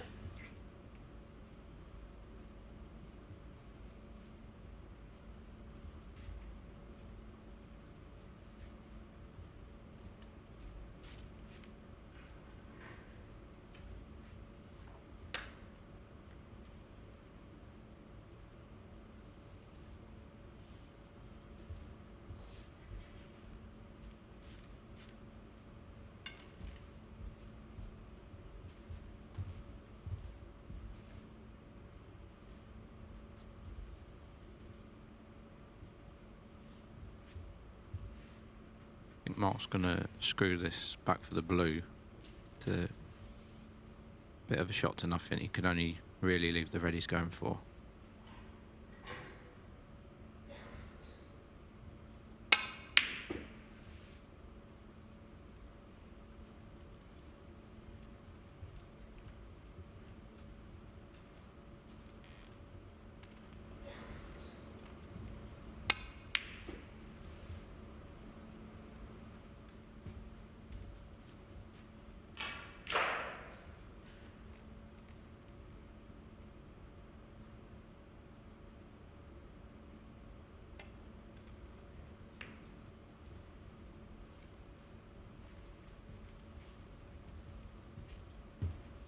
You can just see how wary Selt is of his opponent here. I mean, any decider obviously is nervy, but I think particularly so against Selby.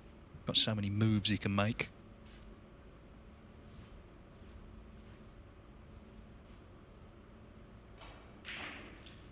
As I said earlier, Selt overall in the 2 matches has actually played pretty well, so if he were to lose them both, then that would be a real blow early on in this group.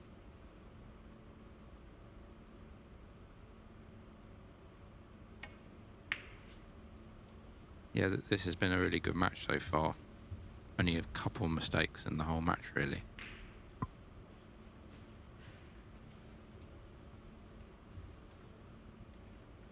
The deciders underway on table 2 as well. Joe O'Connor 15 points in front early on against Jack Jones.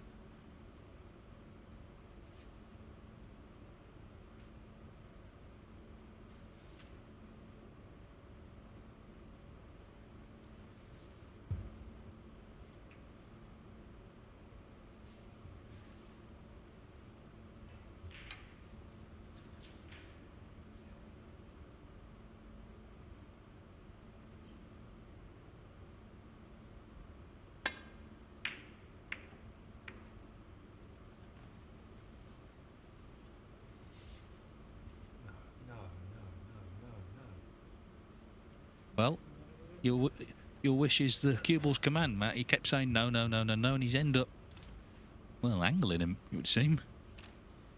Being convinced it was going to drop. You can still see reds on the right-hand side, but it's a nasty little spot, this, cueing-wise.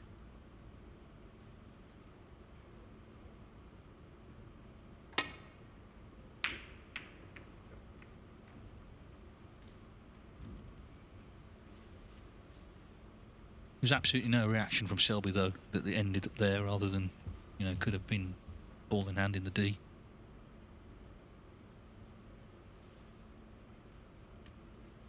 Have you ever come close to a meltdown, Ben, in a match? You don't seem the type to me, but had a long career. Probably a few meltdowns inside.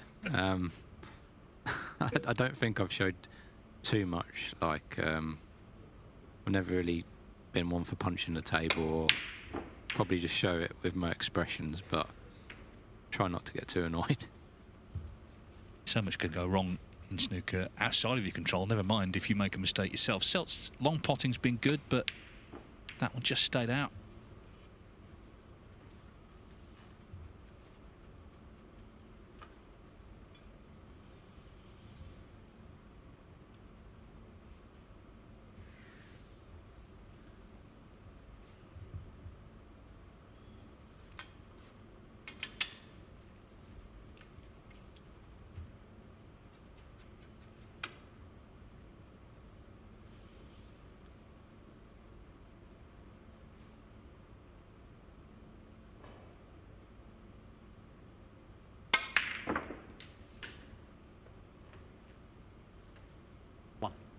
Great pot there by Mark. Got so much reaction with the cue ball there.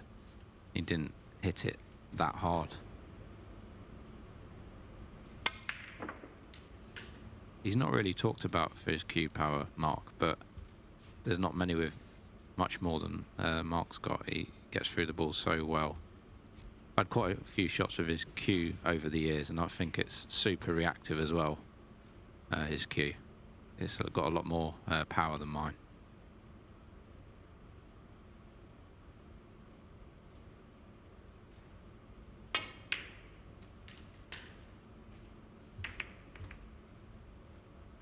Well, it feels like he sort of bludgeoned his way in with that red he potted. So let's see what he can make here. Black at the moment out of commission.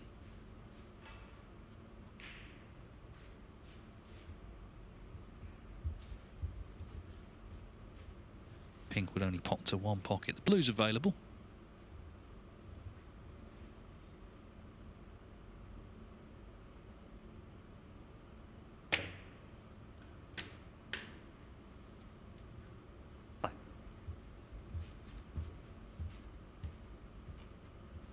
Telling the story the other day, Mark, about when he first practiced with Willie Thorne, the great Leicester player, of course, people will remember from the 80s and 90s, and very excited as a boy to go and practice with Willie. Willie said, you can break. And Mark broke the conventional way, and Willie said, what are you doing? He said, we break them up from the back here, you know, give us a chance. So, of course, he did that. Willie's cleared the table. Willie said, have another go at breaking the next frame, so he did the same. Willie cleared the table. So it wasn't practicing as such for Mark, he was just watching.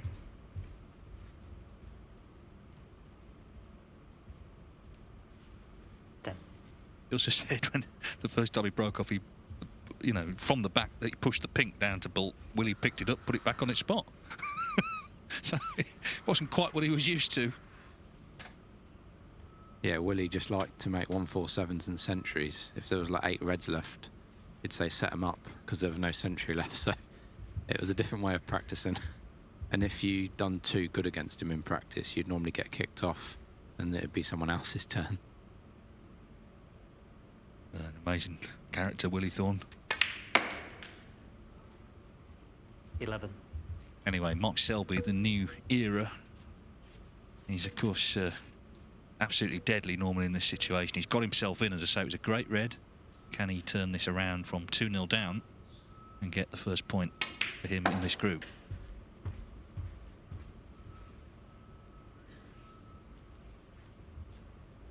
$16.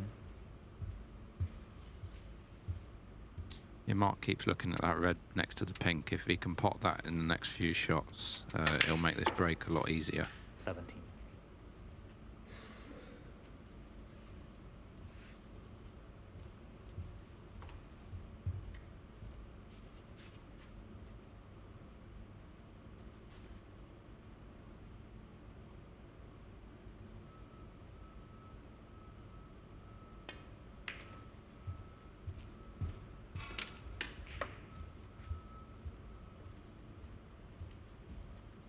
$22.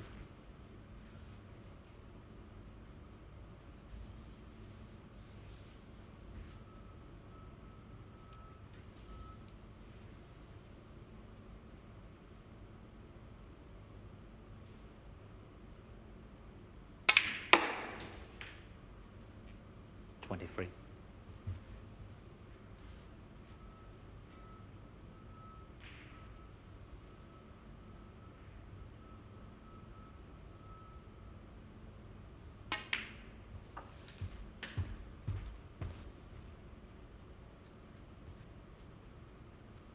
$28.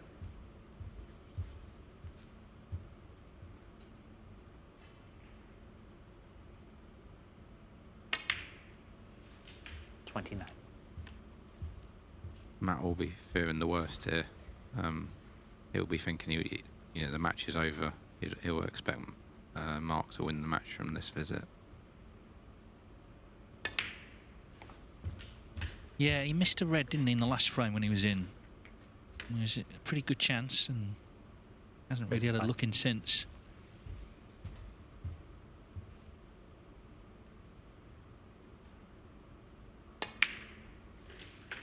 $36. Used to did play at the Crucible a few years ago, first round. Selby won a close one.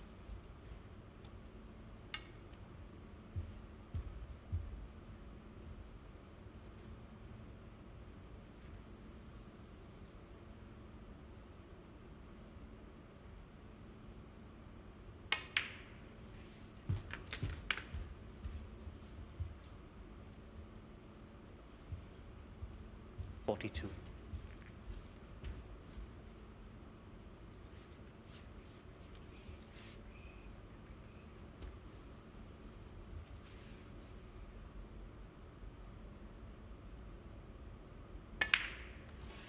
$43.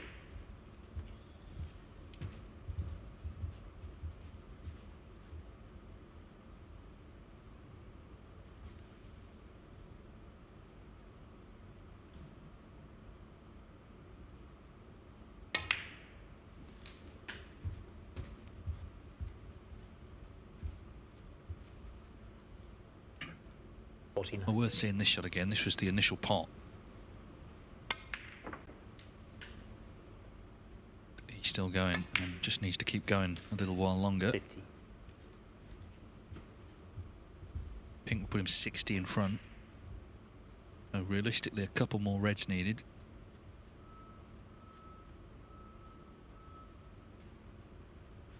Quite a close decider on the other side, just 19 points in it. Still plenty on between Jack Jones and Joe O'Connor.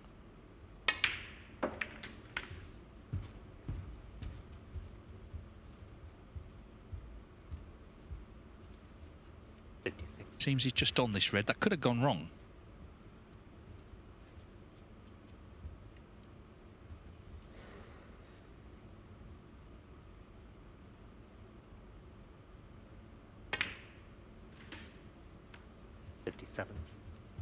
So the pink and Selt can only tie. One more red and it's done. And what an impressive turnaround, not just to win from 2-0 down, but to do so, it would seem, with 3 big breaks. Yeah, he made a few little mistakes the first 2 frames, but ever since he made that century in the 3rd frame mark, he's looked really, really sharp.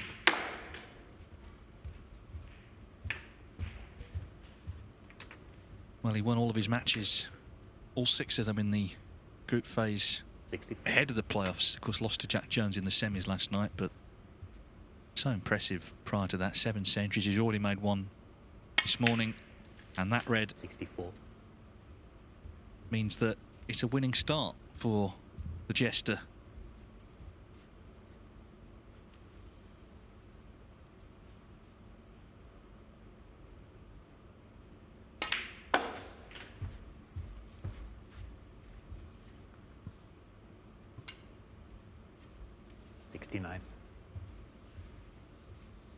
Just a question now whether he can make another century, but the point is his. 70.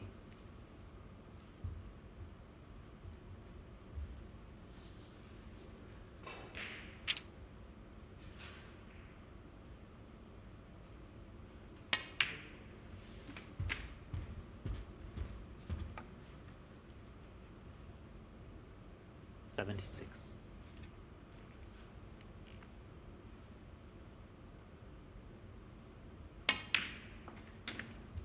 $77.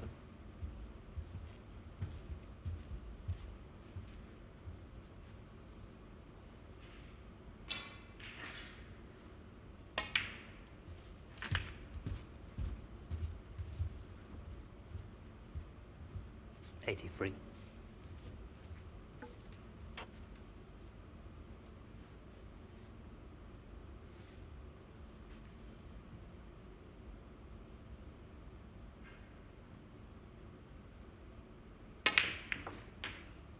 $84.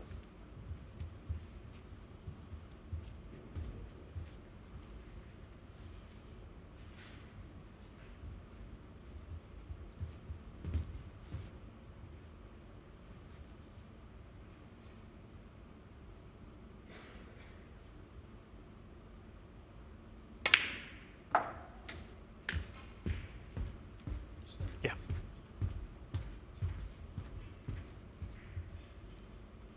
$90.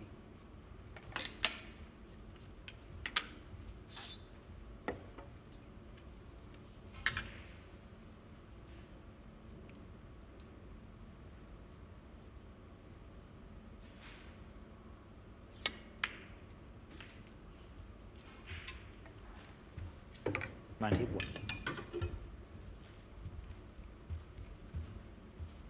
Well, he's made breaks of 105, 97, and the reason that wasn't a century was because he ran out of balls, but it was a clearance.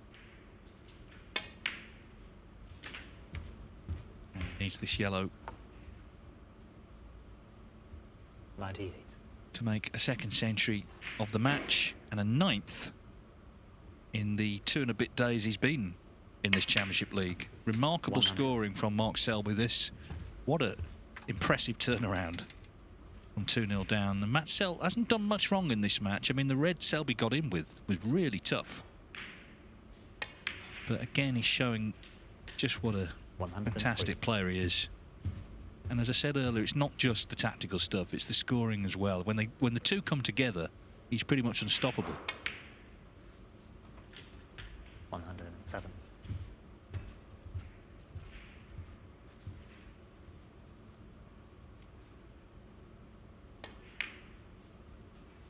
$112.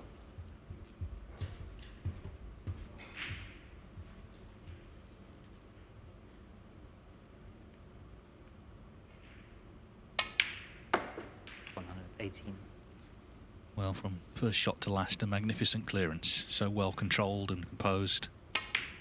Mark Selby, 125 to win it. He was 2-0 down, but he made 2 centuries and a 97, and he beats Matt Selt 3-2, and he's off and running here in Group 4 of the BetVictor Championship League.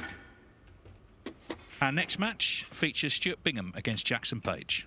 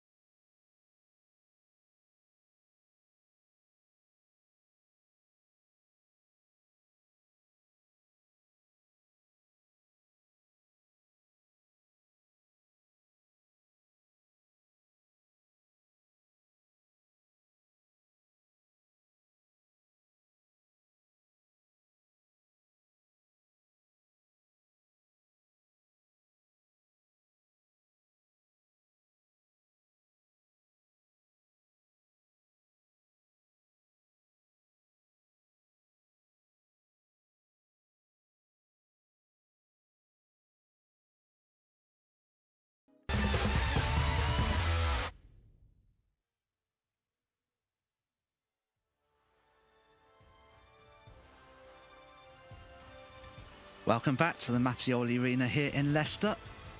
We've witnessed 2 matches here already on table 1. Stuart Bingham came through 3-1 against Matt Selt in an all-Essex encounter. Mark Selby, well, what a performance from him, from 2-0 behind to Matt Selt. Managed to recover, as he so often does, in great style with a century break in the decider. So he has won by 3 frames to 2. So we're just awaiting the commencement of the final match of the morning session, which will feature Stuart Bingham and Jack Jones. Here's a quick look at the table as it stands. Of course, the majority of these players have just played the 1 match, except Matt Selt, who's played 2 and has lost both of them. But Jimmy Robertson, at the moment anyway, is at the top of the standings. Stuart Bingham in 2nd place. Mark Selby scrambling to that victory just now. He's got his first win on the board as well. So the players are ready. Stuart Bingham is about to break off for frame 1. They've played each other 3 times before. Strangely enough, Jackson Page leads the head-to-head by 2 matches to 1. Delighted to say that Ben Wollaston has remained in the commentary box and will take us through this match alongside me. You must have played both of these players many times, Ben. I've played Stuart, I know, a lot of times. I'm not sure if I've ever played Jackson as a pro. If I have, I probably forgot it because maybe I lost. But I'm pretty sure I've not played him as a professional.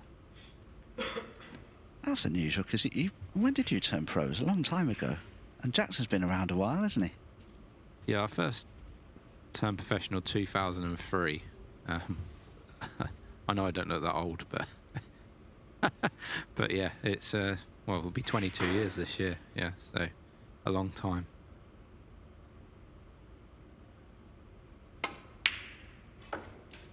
What?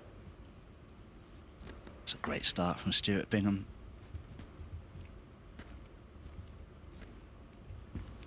You always try that little bit extra on a shot like this, because the Reds are in such great positions. You know, if you can knock in a pot like that, you're going to be in with a terrific chance to score heavily.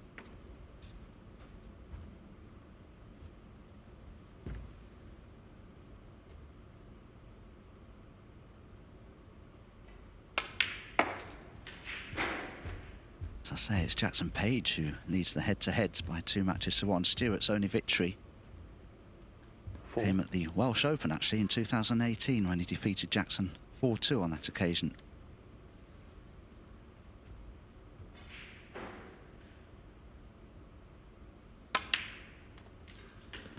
Five.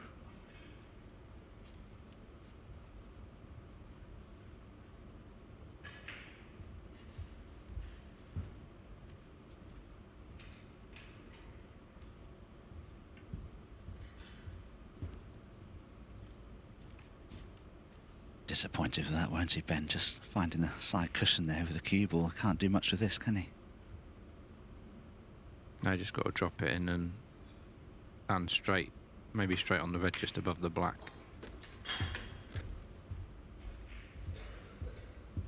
This table does look exceptionally quick from watching the last match, and it looked reactive. He barely seemed to touch that red to screw back for the blue, but he looked surprised, Stuart, how well the white come back. 11. And you must have played quite a lot on these Rasson tables, Ben, yeah? So what sort of differences do you feel that there are between the Rasson and the more normal star table that we're familiar with? The corner pockets generally are bigger, and down the cushion you feel a bit more confident that you know you're going to get them. I always, for whatever reason, always find they're meant to be the same cloth, but the cloth always seems faster to me on the Rasson. The one thing I do really like about the Rasson, though, is the rail. I like how smooth. I almost like playing shots off the cushion because it's like really shiny and it feels nice to put your hand on. But apart from the corner pockets being slightly bigger, it's still a snooker table with 6 pockets. I don't tend to find those 6 pockets as much regularity as I used to. 26. Good start this, though, from Stuart, still in good position. think the red that's just below the pink is also available into the left corner. You can see it there in the foreground.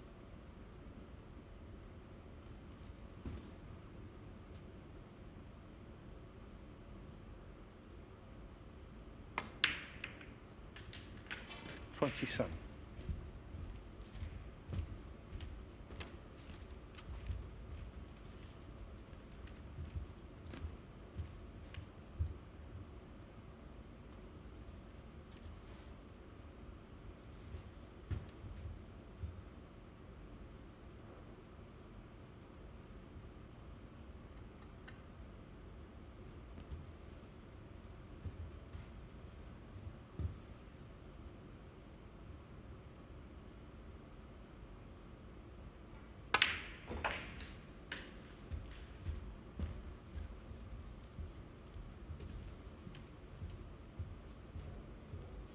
33.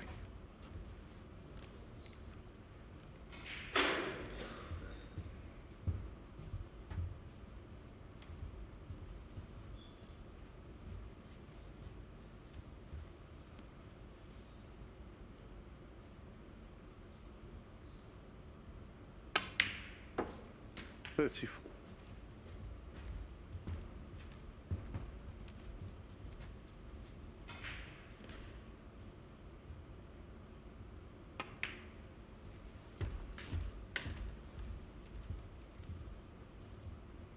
Two or three more loose 39. reds here for Stuart, so he will need to go into the pack to win this frame at this visit.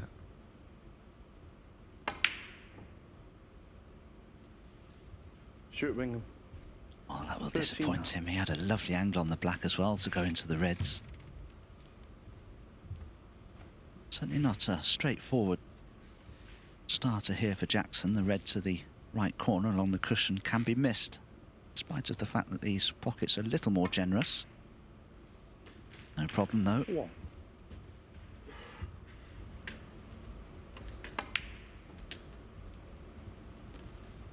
Stuart Bingham.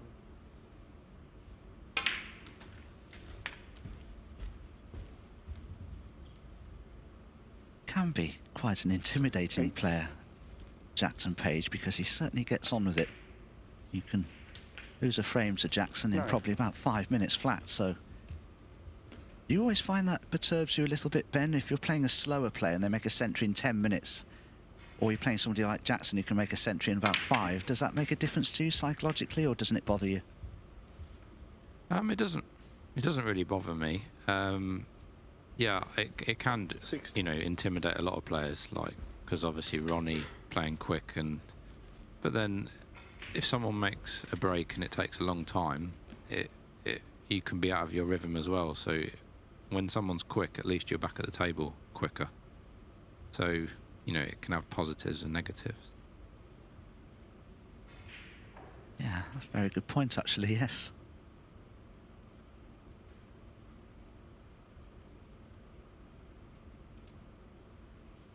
Already his position.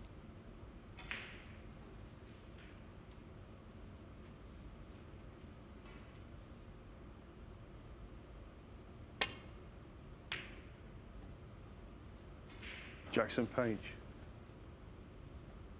60. Just wonder if that red just to the right of the blue is actually cuttable. It's a very, very skinny one though. There is another cuttable red, the one to the left of the pink. It's an open play.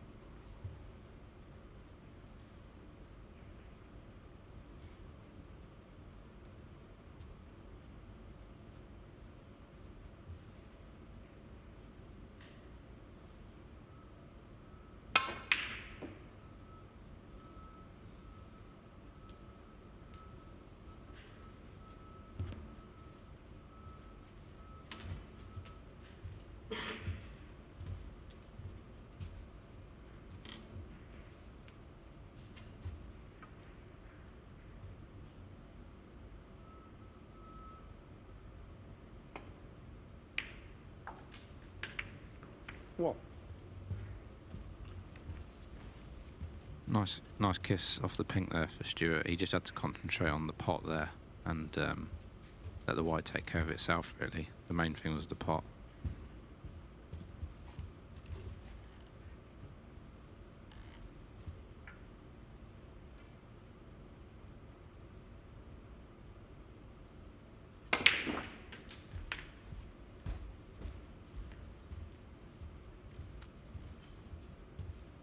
Controlled the cue ball very nicely there. 8. Just to give you a quick update on what's happening on table 2, Joe O'Connor and Jack Jones are tied at 2-all, but Joe O'Connor has a 54 points lead. 9. With just 4 reds remaining, so Jack Jones in a lot of trouble there. Bit of a forlorn hope because the position of balls there over on table 2 is certainly not favourable for the Welshman. But Joe O'Connor in the box seat there, looks as though he may well get his first win. All our matches, of course, on table 2 available for you on our Matchroom Multisport YouTube streaming channel.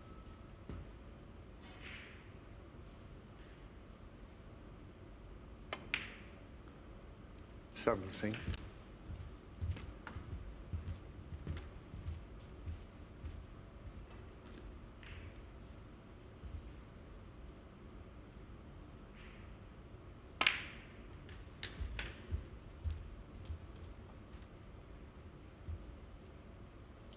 $24.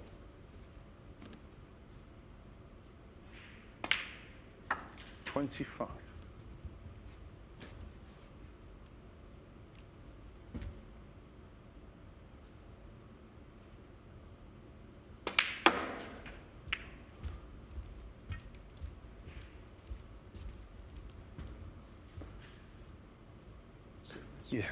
30.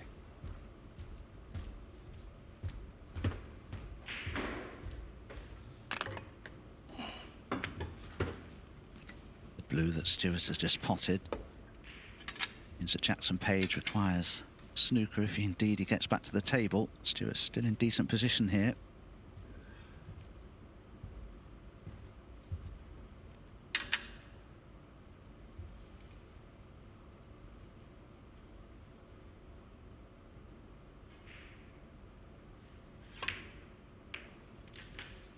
Thank you. 31. Yeah, potting that reds will stop Jackson coming back to the table now, so good start for Stewart. He'll be eager to win this match to get 2 wins out of 2 and already put him in a strong position to qualify for the semi-final.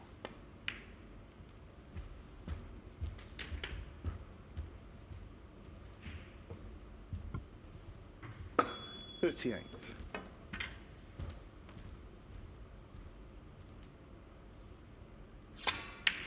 39. Thanks.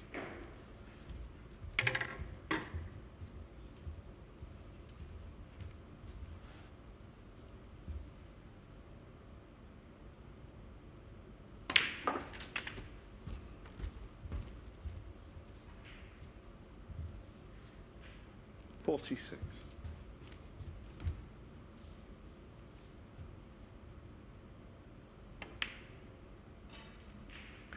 Bingham 46 on the first Doesn't frame. matter about the missed red to the centre pocket, the 46 break, along with his earlier contribution, has seen Stuart Bingham safely home in frame 1, and so he takes the lead by 1 frame to 0.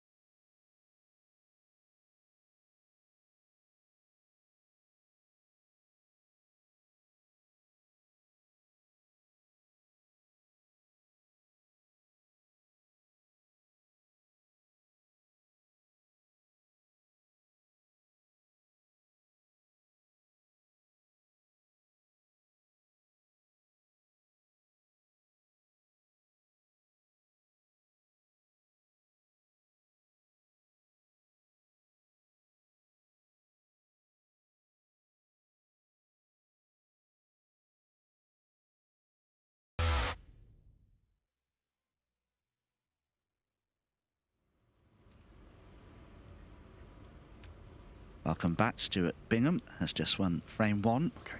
The This second match frame. with Jackson Page, who's about to Jackson break off Page here to for break. frame number 2.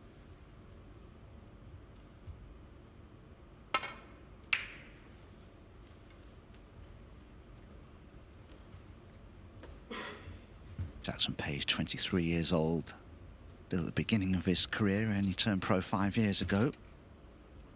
Very, very dangerous player. Was actually runner-up in the Championship League, in the ranking event version no less, just last year, but lost to Ali Carter. That's his best performance in a ranking event. Has actually won 5 amateur titles before embarking on his professional career. Mark Williams rates him very highly, but I think he's already proved to a lot of people what a great player he's likely to be, and already is.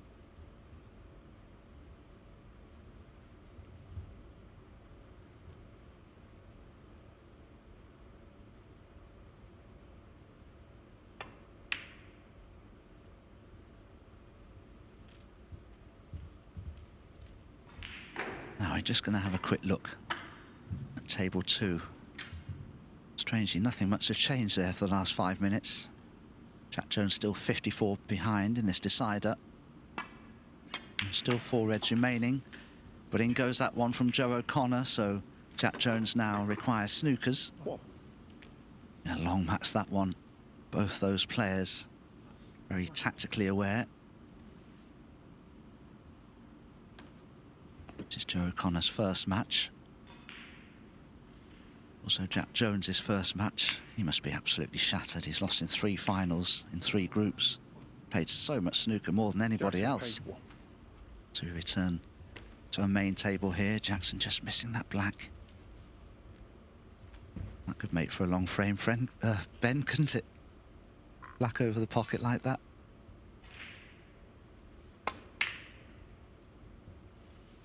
Yeah, it could normally lead to a long frame, or even some circumstances a re-rack. It's not what both players want to see.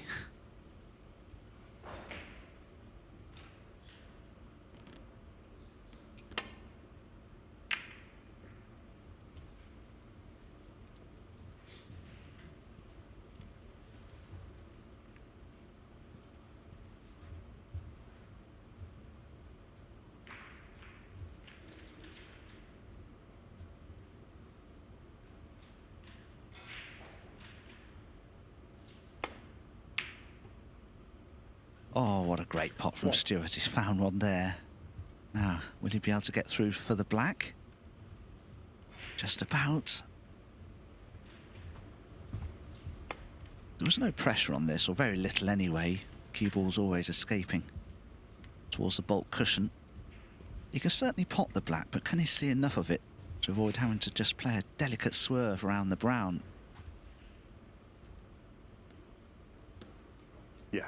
Black ball, thank you, Stuart. Yeah, okay, so he's just fractionally snookered on the black. He's nominated it.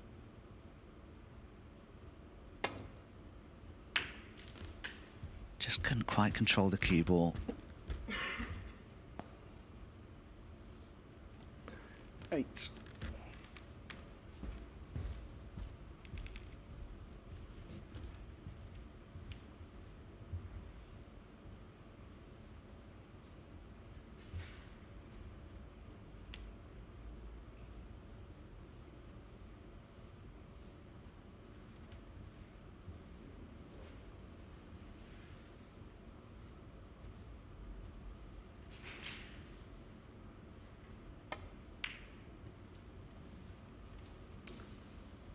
Stuart Bingham 8.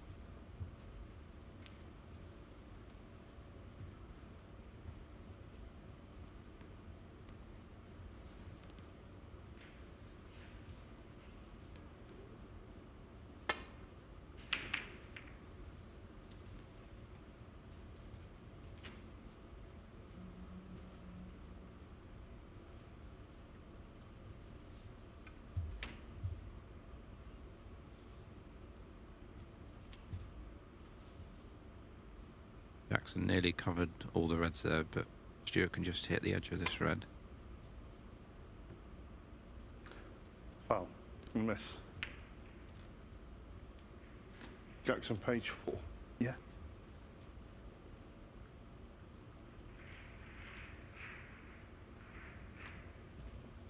Wasn't quite on the spot, the yellow, was it?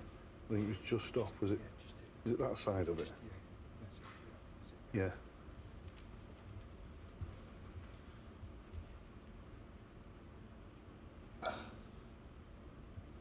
I can't see from here. You guide me this way. Yeah. Yeah, okay, yeah. Jackson, yeah. Thanks, Stuart. No, no, definitely not.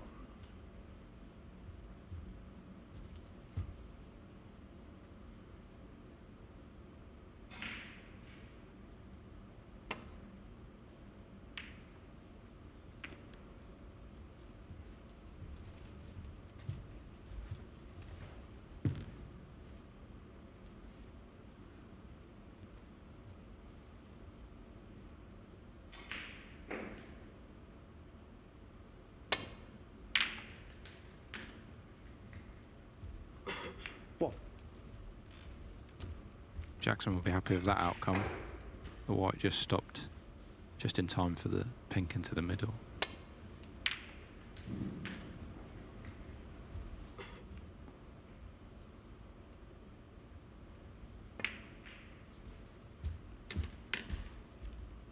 The short sprints, these best of 5s, it's important for Jackson. 7. Doesn't fall 2-0 behind, he'll be leaving himself rather a lot to do then. 8. And if you are just joining us for our coverage here of Group 4 of the BetVictor Championship League Snooker, then worth just to advise you that Ronnie O'Sullivan has pulled out of the forthcoming Masters. He won't be defending his title there on Sunday. He will be replaced by Australia's Neil Robertson. That's the breaking news, so to speak.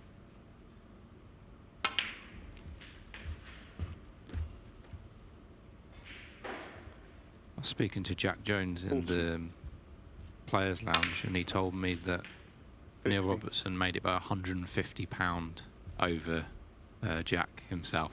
£150. Oh, dear, dear. And that's worth, I think it's £25,000, isn't it? Goodness gracious. No ranking points on offer, of course. You can't be just invited into a ranking event at that late stage, but it's a prestigious event, though, isn't it, Ben? What a place to be playing, the Alexandra Palace. Yeah, and obviously it would have been Jack's first time as well, so it would have been extra, you know, special. Yeah, 25,000 and potential to win a lot more.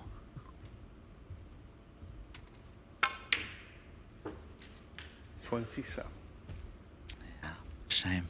I'm sure Jack will get the opportunity to perform at the Masters at some stage in his career. He is 31 years old, but he's such a great player. He's really come to the attention of a lot of people and players now with his fantastic run in the World Championships, of course. Got all the way to the final before 33.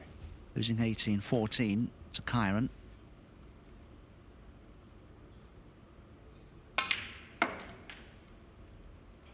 $34.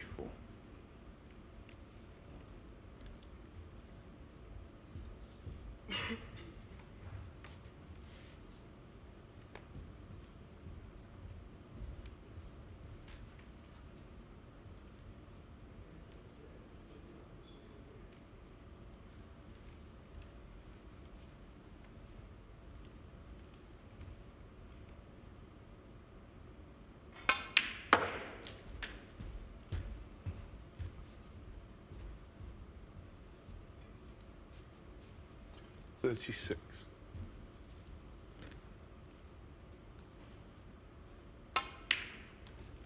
37.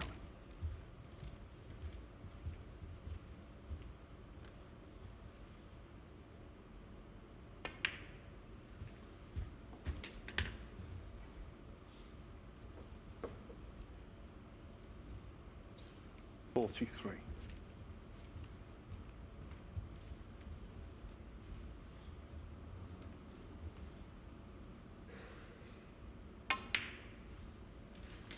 44. Yeah, the lead's up to 41. This pink will make it 47. He'll still need 2 of these awkward reds, so not guaranteed to win the frame at this visit.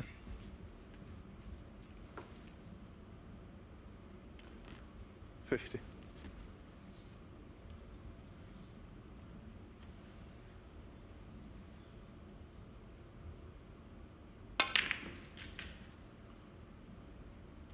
$51.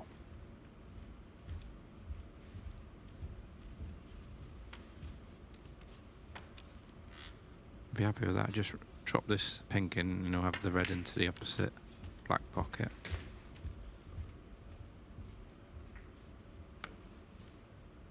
Yeah, it's been a good performance in the second frame from Jackson Page. 58.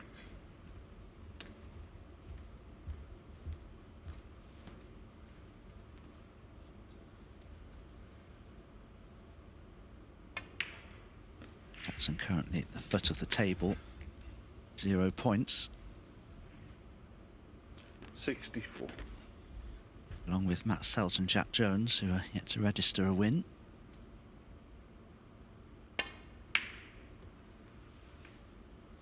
Jackson Page. 64. So a deficit of 61 as Stewart comes to the table.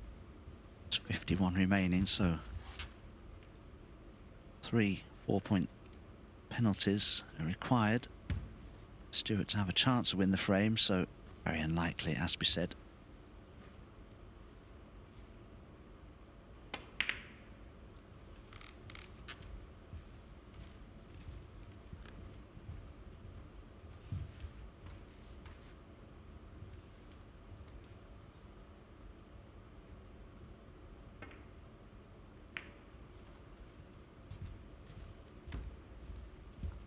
Jackson just making it extra difficult for Stewart to get back into this frame.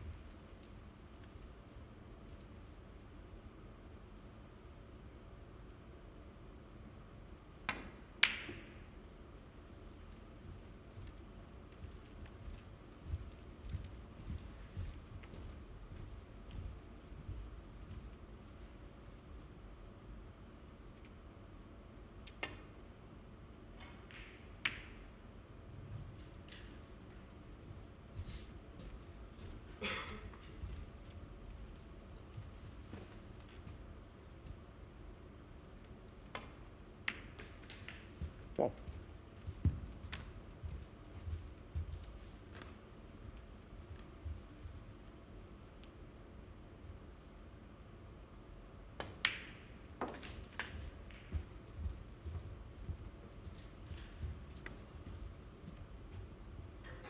seven. 54 behind, so could technically win with if you get a free ball with just the one snooker.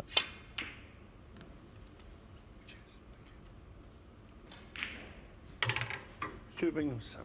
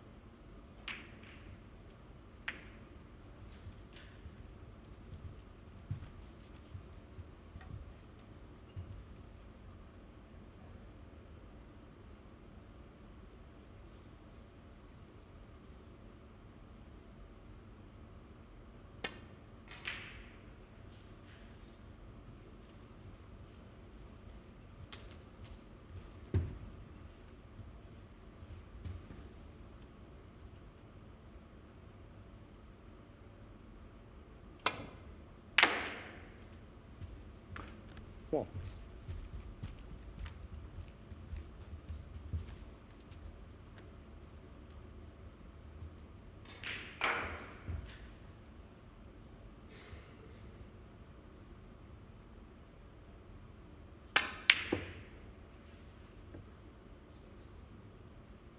Is this cue ball going?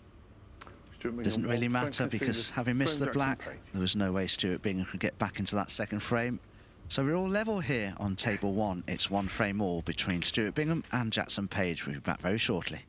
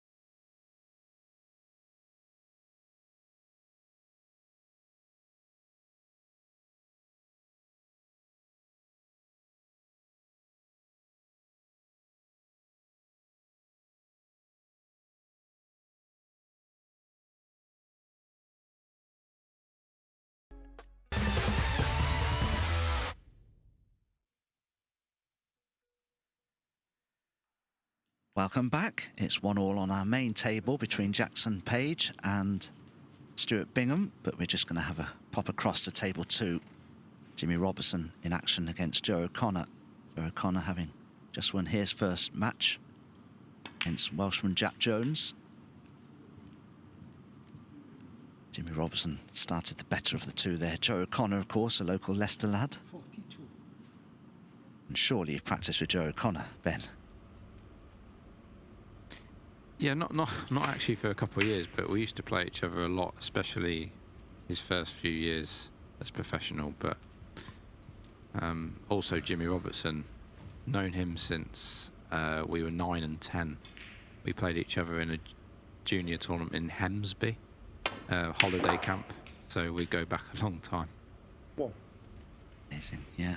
I spent a lot of my earlier pro days practicing Ryan Day, and my goodness, I think we helped each other along. Great red, that. Jackson just wanted to cannon the black towards the corner pocket. This pink is definitely missable. Oh, well done.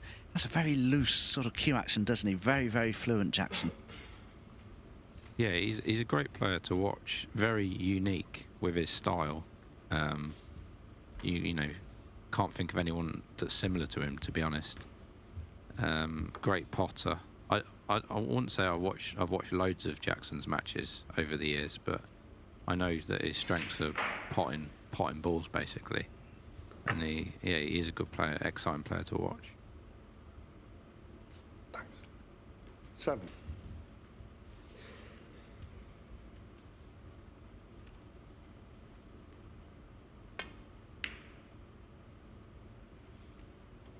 Jackson Page 7. Disappointed to have missed that one, though. It didn't sound the best of contacts, but I don't think that was the reason for the mistake.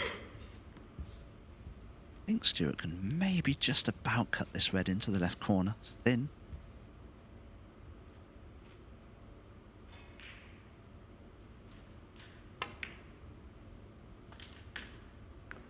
One.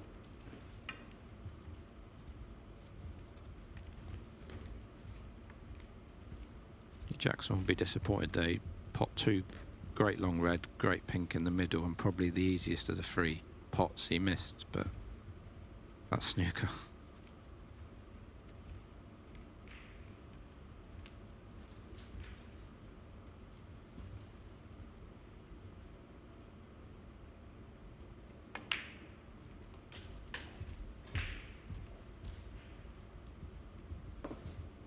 Yeah, Yeah, Stuart took the first opportunity there to get the black spot cleared. Stuart's always been a really, really heavy scorer. You just have to look at the amount of centuries he's made in his career.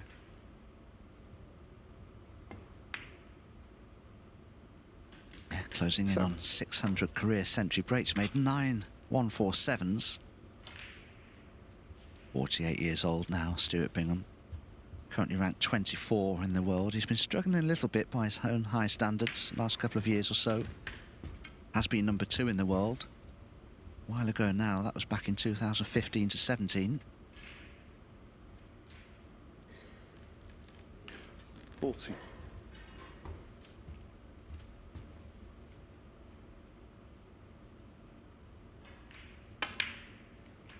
15.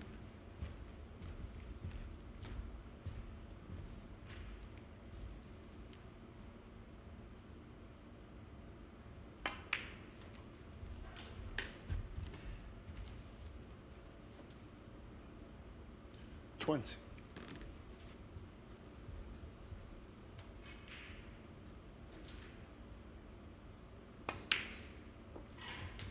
21.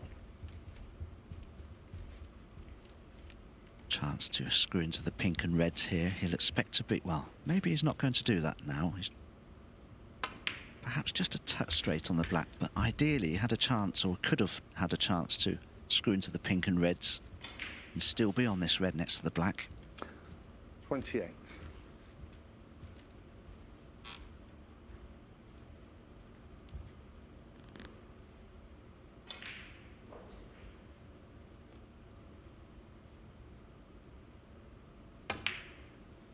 29.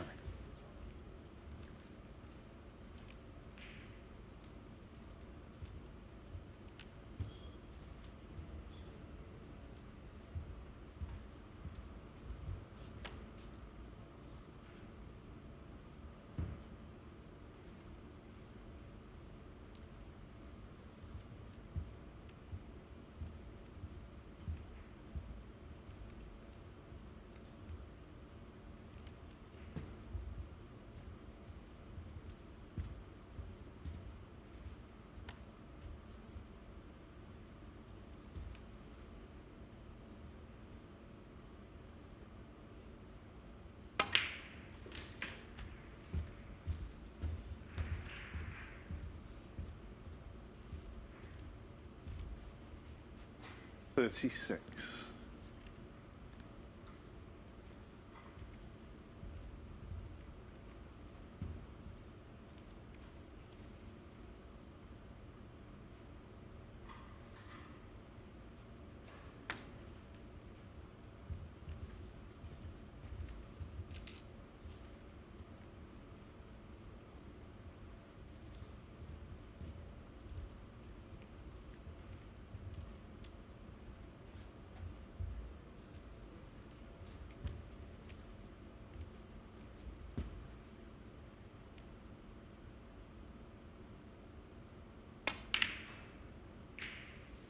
'Stuart Bingham, 36.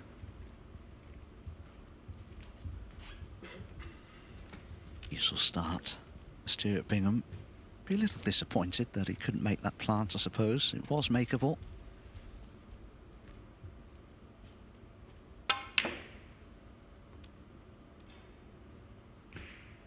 Jimmy Robertson has started in brisk fashion over on table 2 in his match with Joe O'Connor. He won the first frame with a break of 101. He's closing in on 200 career centuries. Just a couple short now.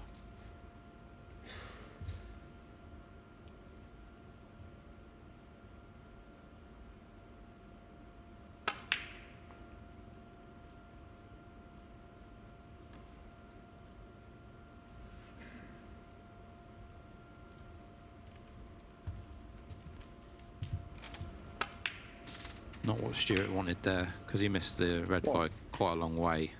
That's why the red come all the way up the table and left Jackson an easy starter.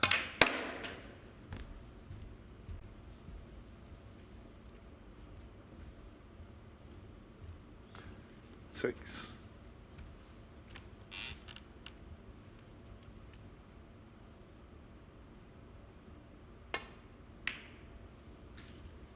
7.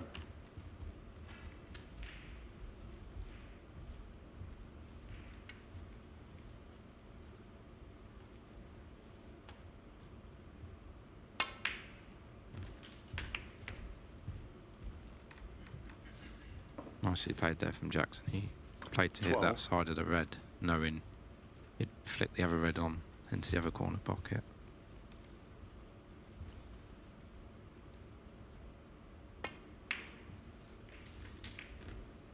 $30.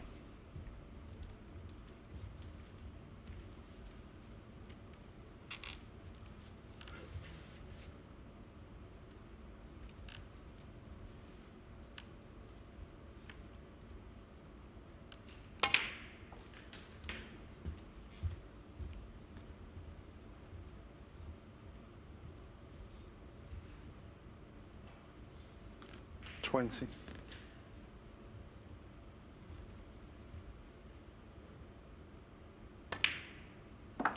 21.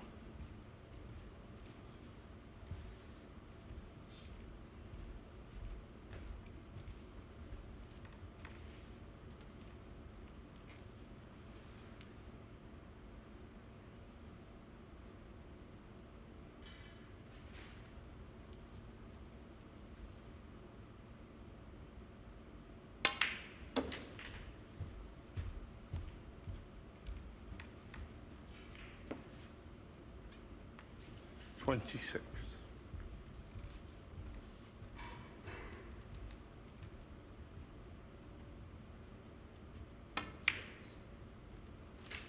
27.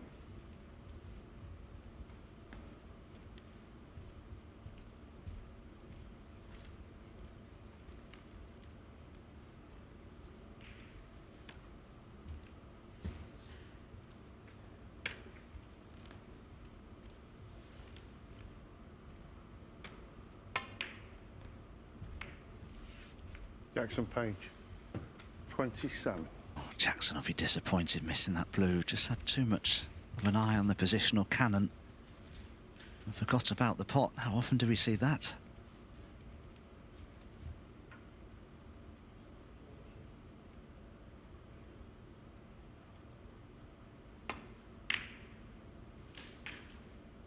One.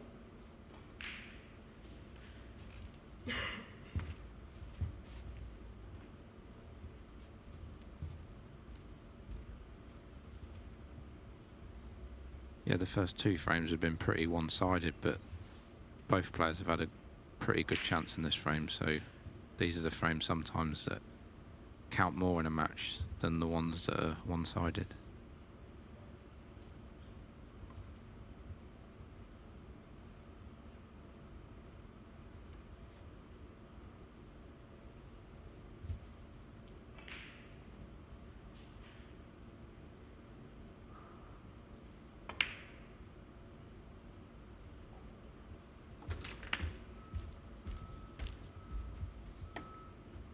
Good pot from Stewart there. We'll need another one. This next red is not 7. straightforward either.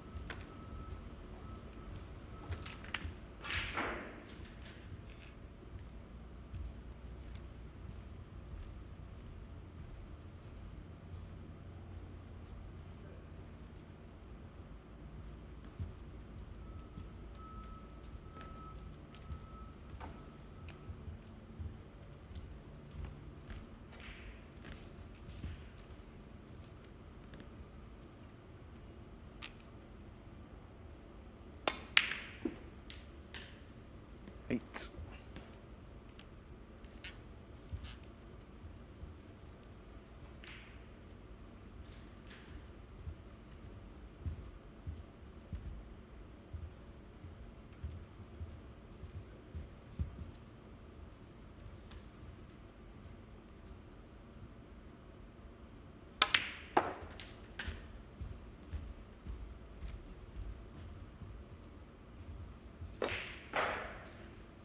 11.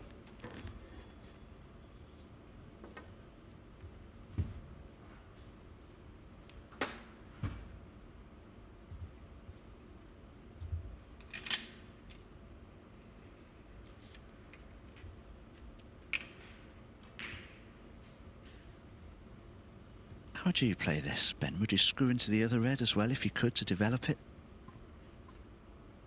Yeah, I would if it's straight enough. Yeah, that's what he tried, but because he missed it thin, that's why he didn't get any cannon on the red.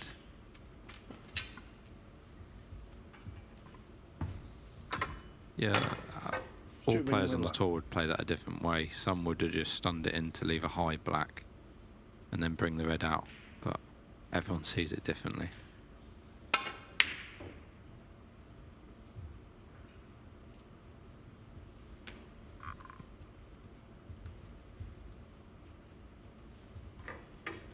He might try and get the red out here. It looks like he's just dropping it in to get the right angle. That is well done on this table. He had to be very delicate to leave himself low on it. That was the straightest long red that Jackson missed.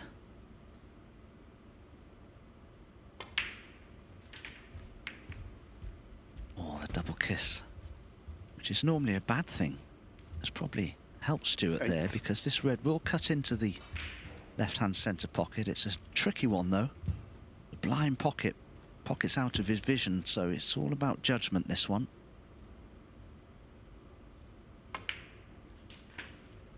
Nine.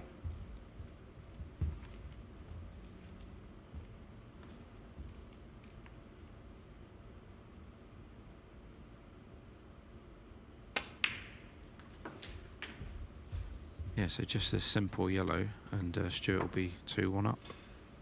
30. 15.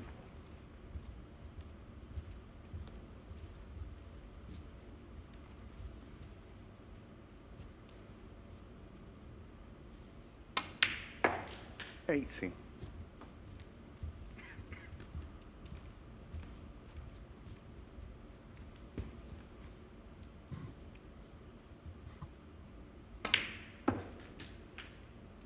22.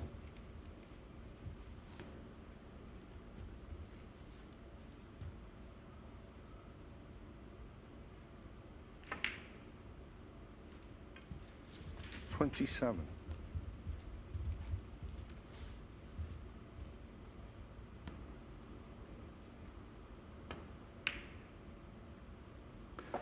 33. And the frame. Nice clearance there from Stuart Bingham. Jackson Page had a chance to win that frame with a long red to the right corner, but he missed it.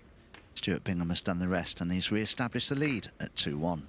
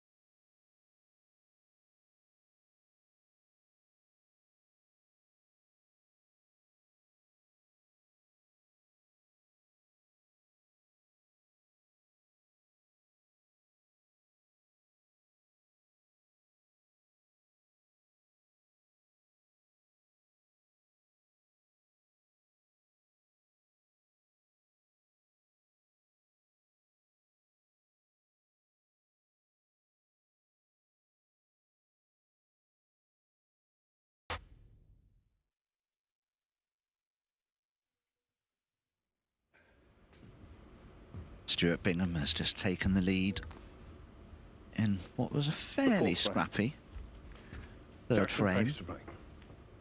Here's Jackson Page breaking off for the 4th frame here with work to do. Potentially 2 frames remain in this match. You'll need to win them both to register a win.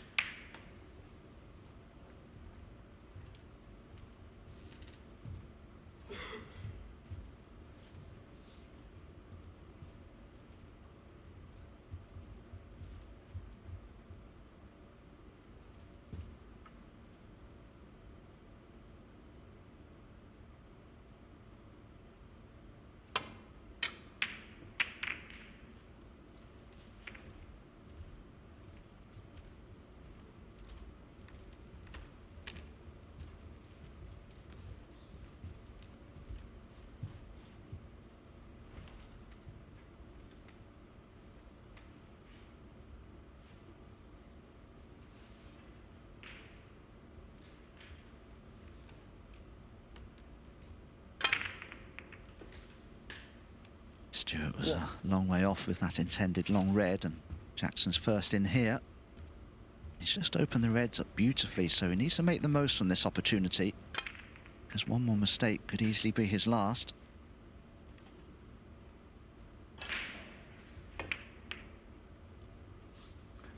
Jackson Page 1.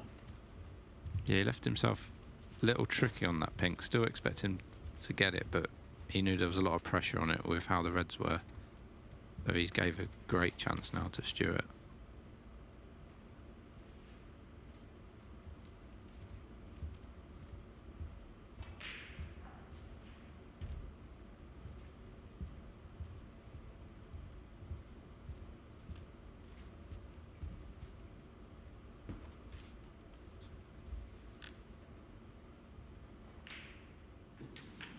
Just going to have a quick look What? at what's going on table 2.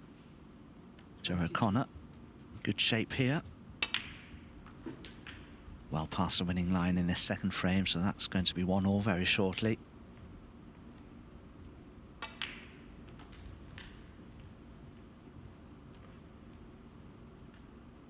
Put in a terrific performance. Remember, against 4 times world champion and another Leicester boy, Mark Selby, in round 1 of last year's world championship.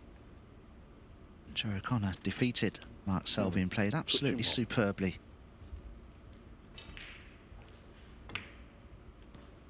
Eight. Stewart still going along very nicely here. What for him, you'll hope, is the last frame. That's like the Championship League. Stuart Bingham seems to perform very well in it. 50. Yeah, Stewart just loves playing snooker. He'll play in, you know, even when he was world champion, he'd play in a pro-am in a club. He's just one of those people who just loves playing snooker, so he'll play anywhere. Yes, probably including the Christmas handicap at the Dog and Duck. 60.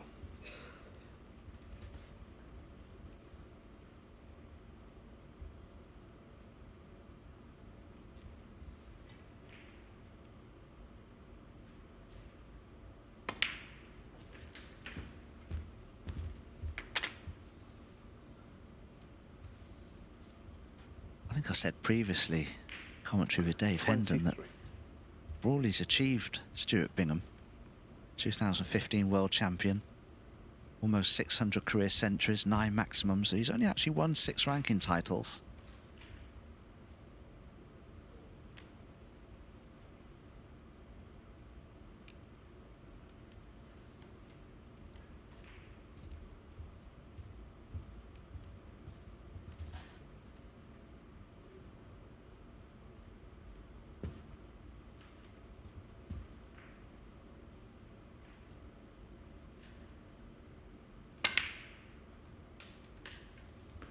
$24.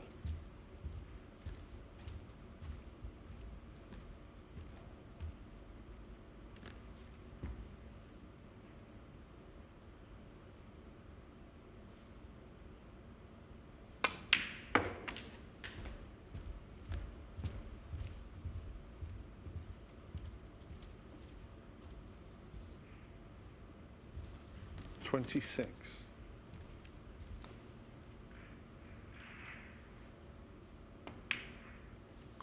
27.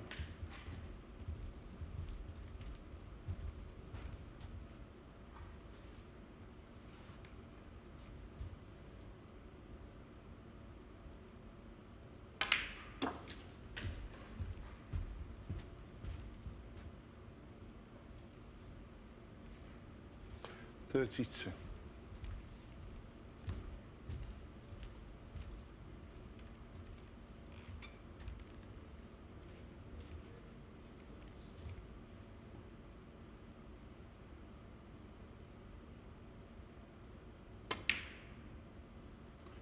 $33.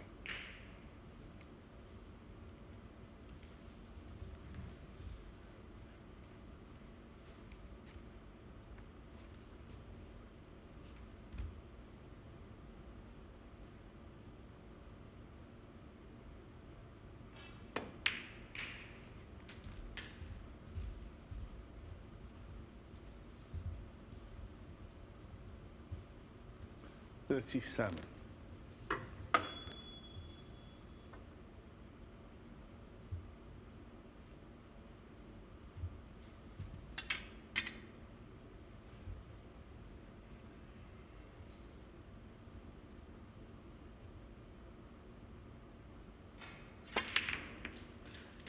Just thank you. 38. That's worked out perfect for Stuart, and I think that will be the key to the frame. That one shot, how he's just opened everything up. How do you rate Stuart's break building generally, Ben? Because for me, he break builds just the way all the great players do. Yeah, he's got to be up there as one of the best break builders 44. because he's not really known for his long potting, I guess. He just scores so heavy, and if you do that, you're going to win a lot of matches and a lot of tournaments. 45. Thanks.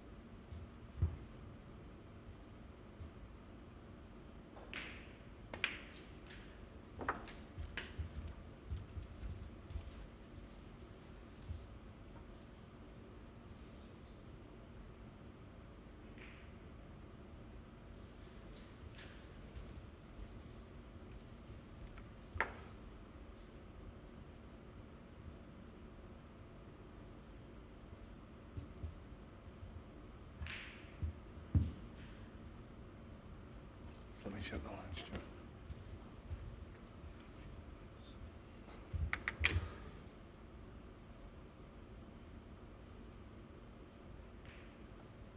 Excuse me, sorry.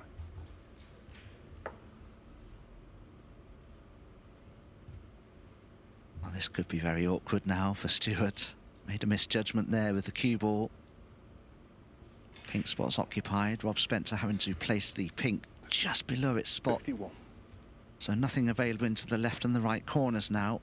Having to jack the cue butt in the air. Can he get over this pink?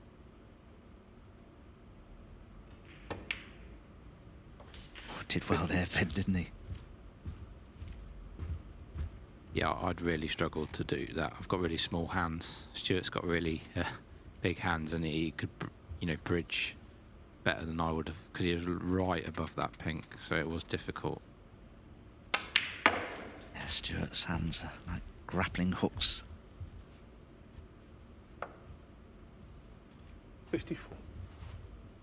He has a very unusual bridge, actually, Stuart. It's very crab-like. Normally should spread the fingers and they should be all in contact with the bed of the table, but Stuart's never are.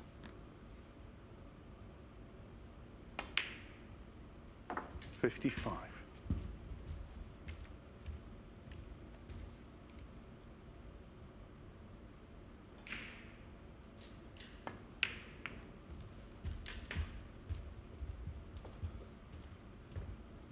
Yeah, so Stuart's definitely going to win this match now 3-1, so a great start for him.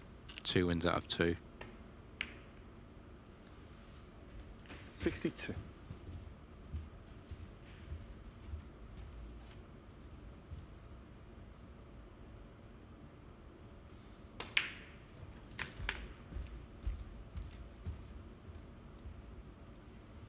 $69.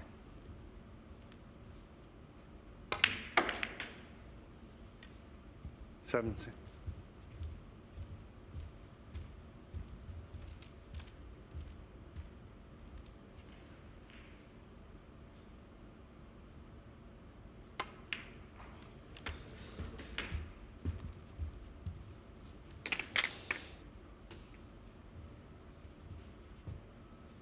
77.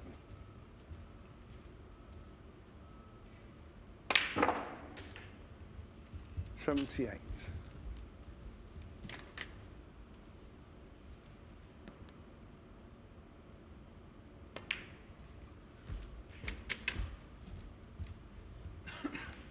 'Century break is still on. 85.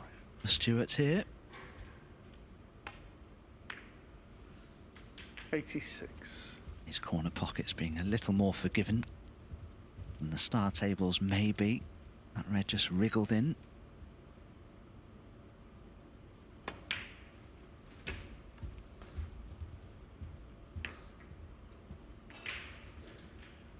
$93. 95.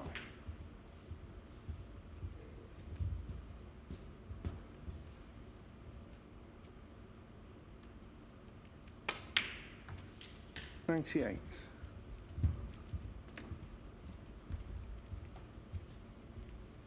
'So this brown for career century 599. 102. You can bet your life Stuart Bingham knows this. Yes, there's a good chance he'll get to 107. 600, possibly today, or definitely in this group, I'd imagine. 113. 120. Brian, thanks, Stuart. Brian, in the match. Well, an Stuart immaculate clearance there from Stuart Bingham. Bingham. Cheers, Jackson. Thank you. Scrappy at times, but Stuart made the bigger breaks and Jackson just made too many mistakes. And Stuart Bingham it is who comfortably wins by 3 frames to 1, keeping his 100% record intact. 2 wins from 2 matches played. So, just a quick summary of what we've seen so far here on tables 1 and 2. The match between Jimmy Robertson and Joe O'Connor on table 2 is still in progress. It's 1 frame all there, as you can see, but Stuart Bingham, having had wins over Matt Selt and Jackson Page at the top of the table. Mark Selby was 2-0 behind, but won his opening match 3-2. And there is the table as things stand, just 2 frames lost by Stuart Bingham. Jimmy Robertson has won 1 match as well. He's only played 1 match, as has Joe O'Connor and Mark Selby. A long way to go, of course, in Group 4 here. Each player will play 6 matches. But this is what's coming up for our evening session. That will begin at 4:30. Matt Selt will be first up. He'll be playing Welshman Jackson Page. Stuart Bingham will be in action against Jimmy Robertson. And then finally on table 1, Jack Jones will end proceedings for the day when he takes on Essex's Matt Selt. So that's what's coming up for you later. On table 2, Jack Jones will be playing Mark Selby, who will remain tableside to take on Joe O'Connor. And then last up on table 2, Jackson Page will be taking on Joe O'Connor. So it's been an interesting morning's play, but we've got a lot to come up later on this afternoon. Play will recommence at 4:30 in about an hour and a half from now. So it just remains for me to say thank you for watching so far, and we'll be back later on. And please do rejoin us at 4:30 for the evening session. Thank you very much.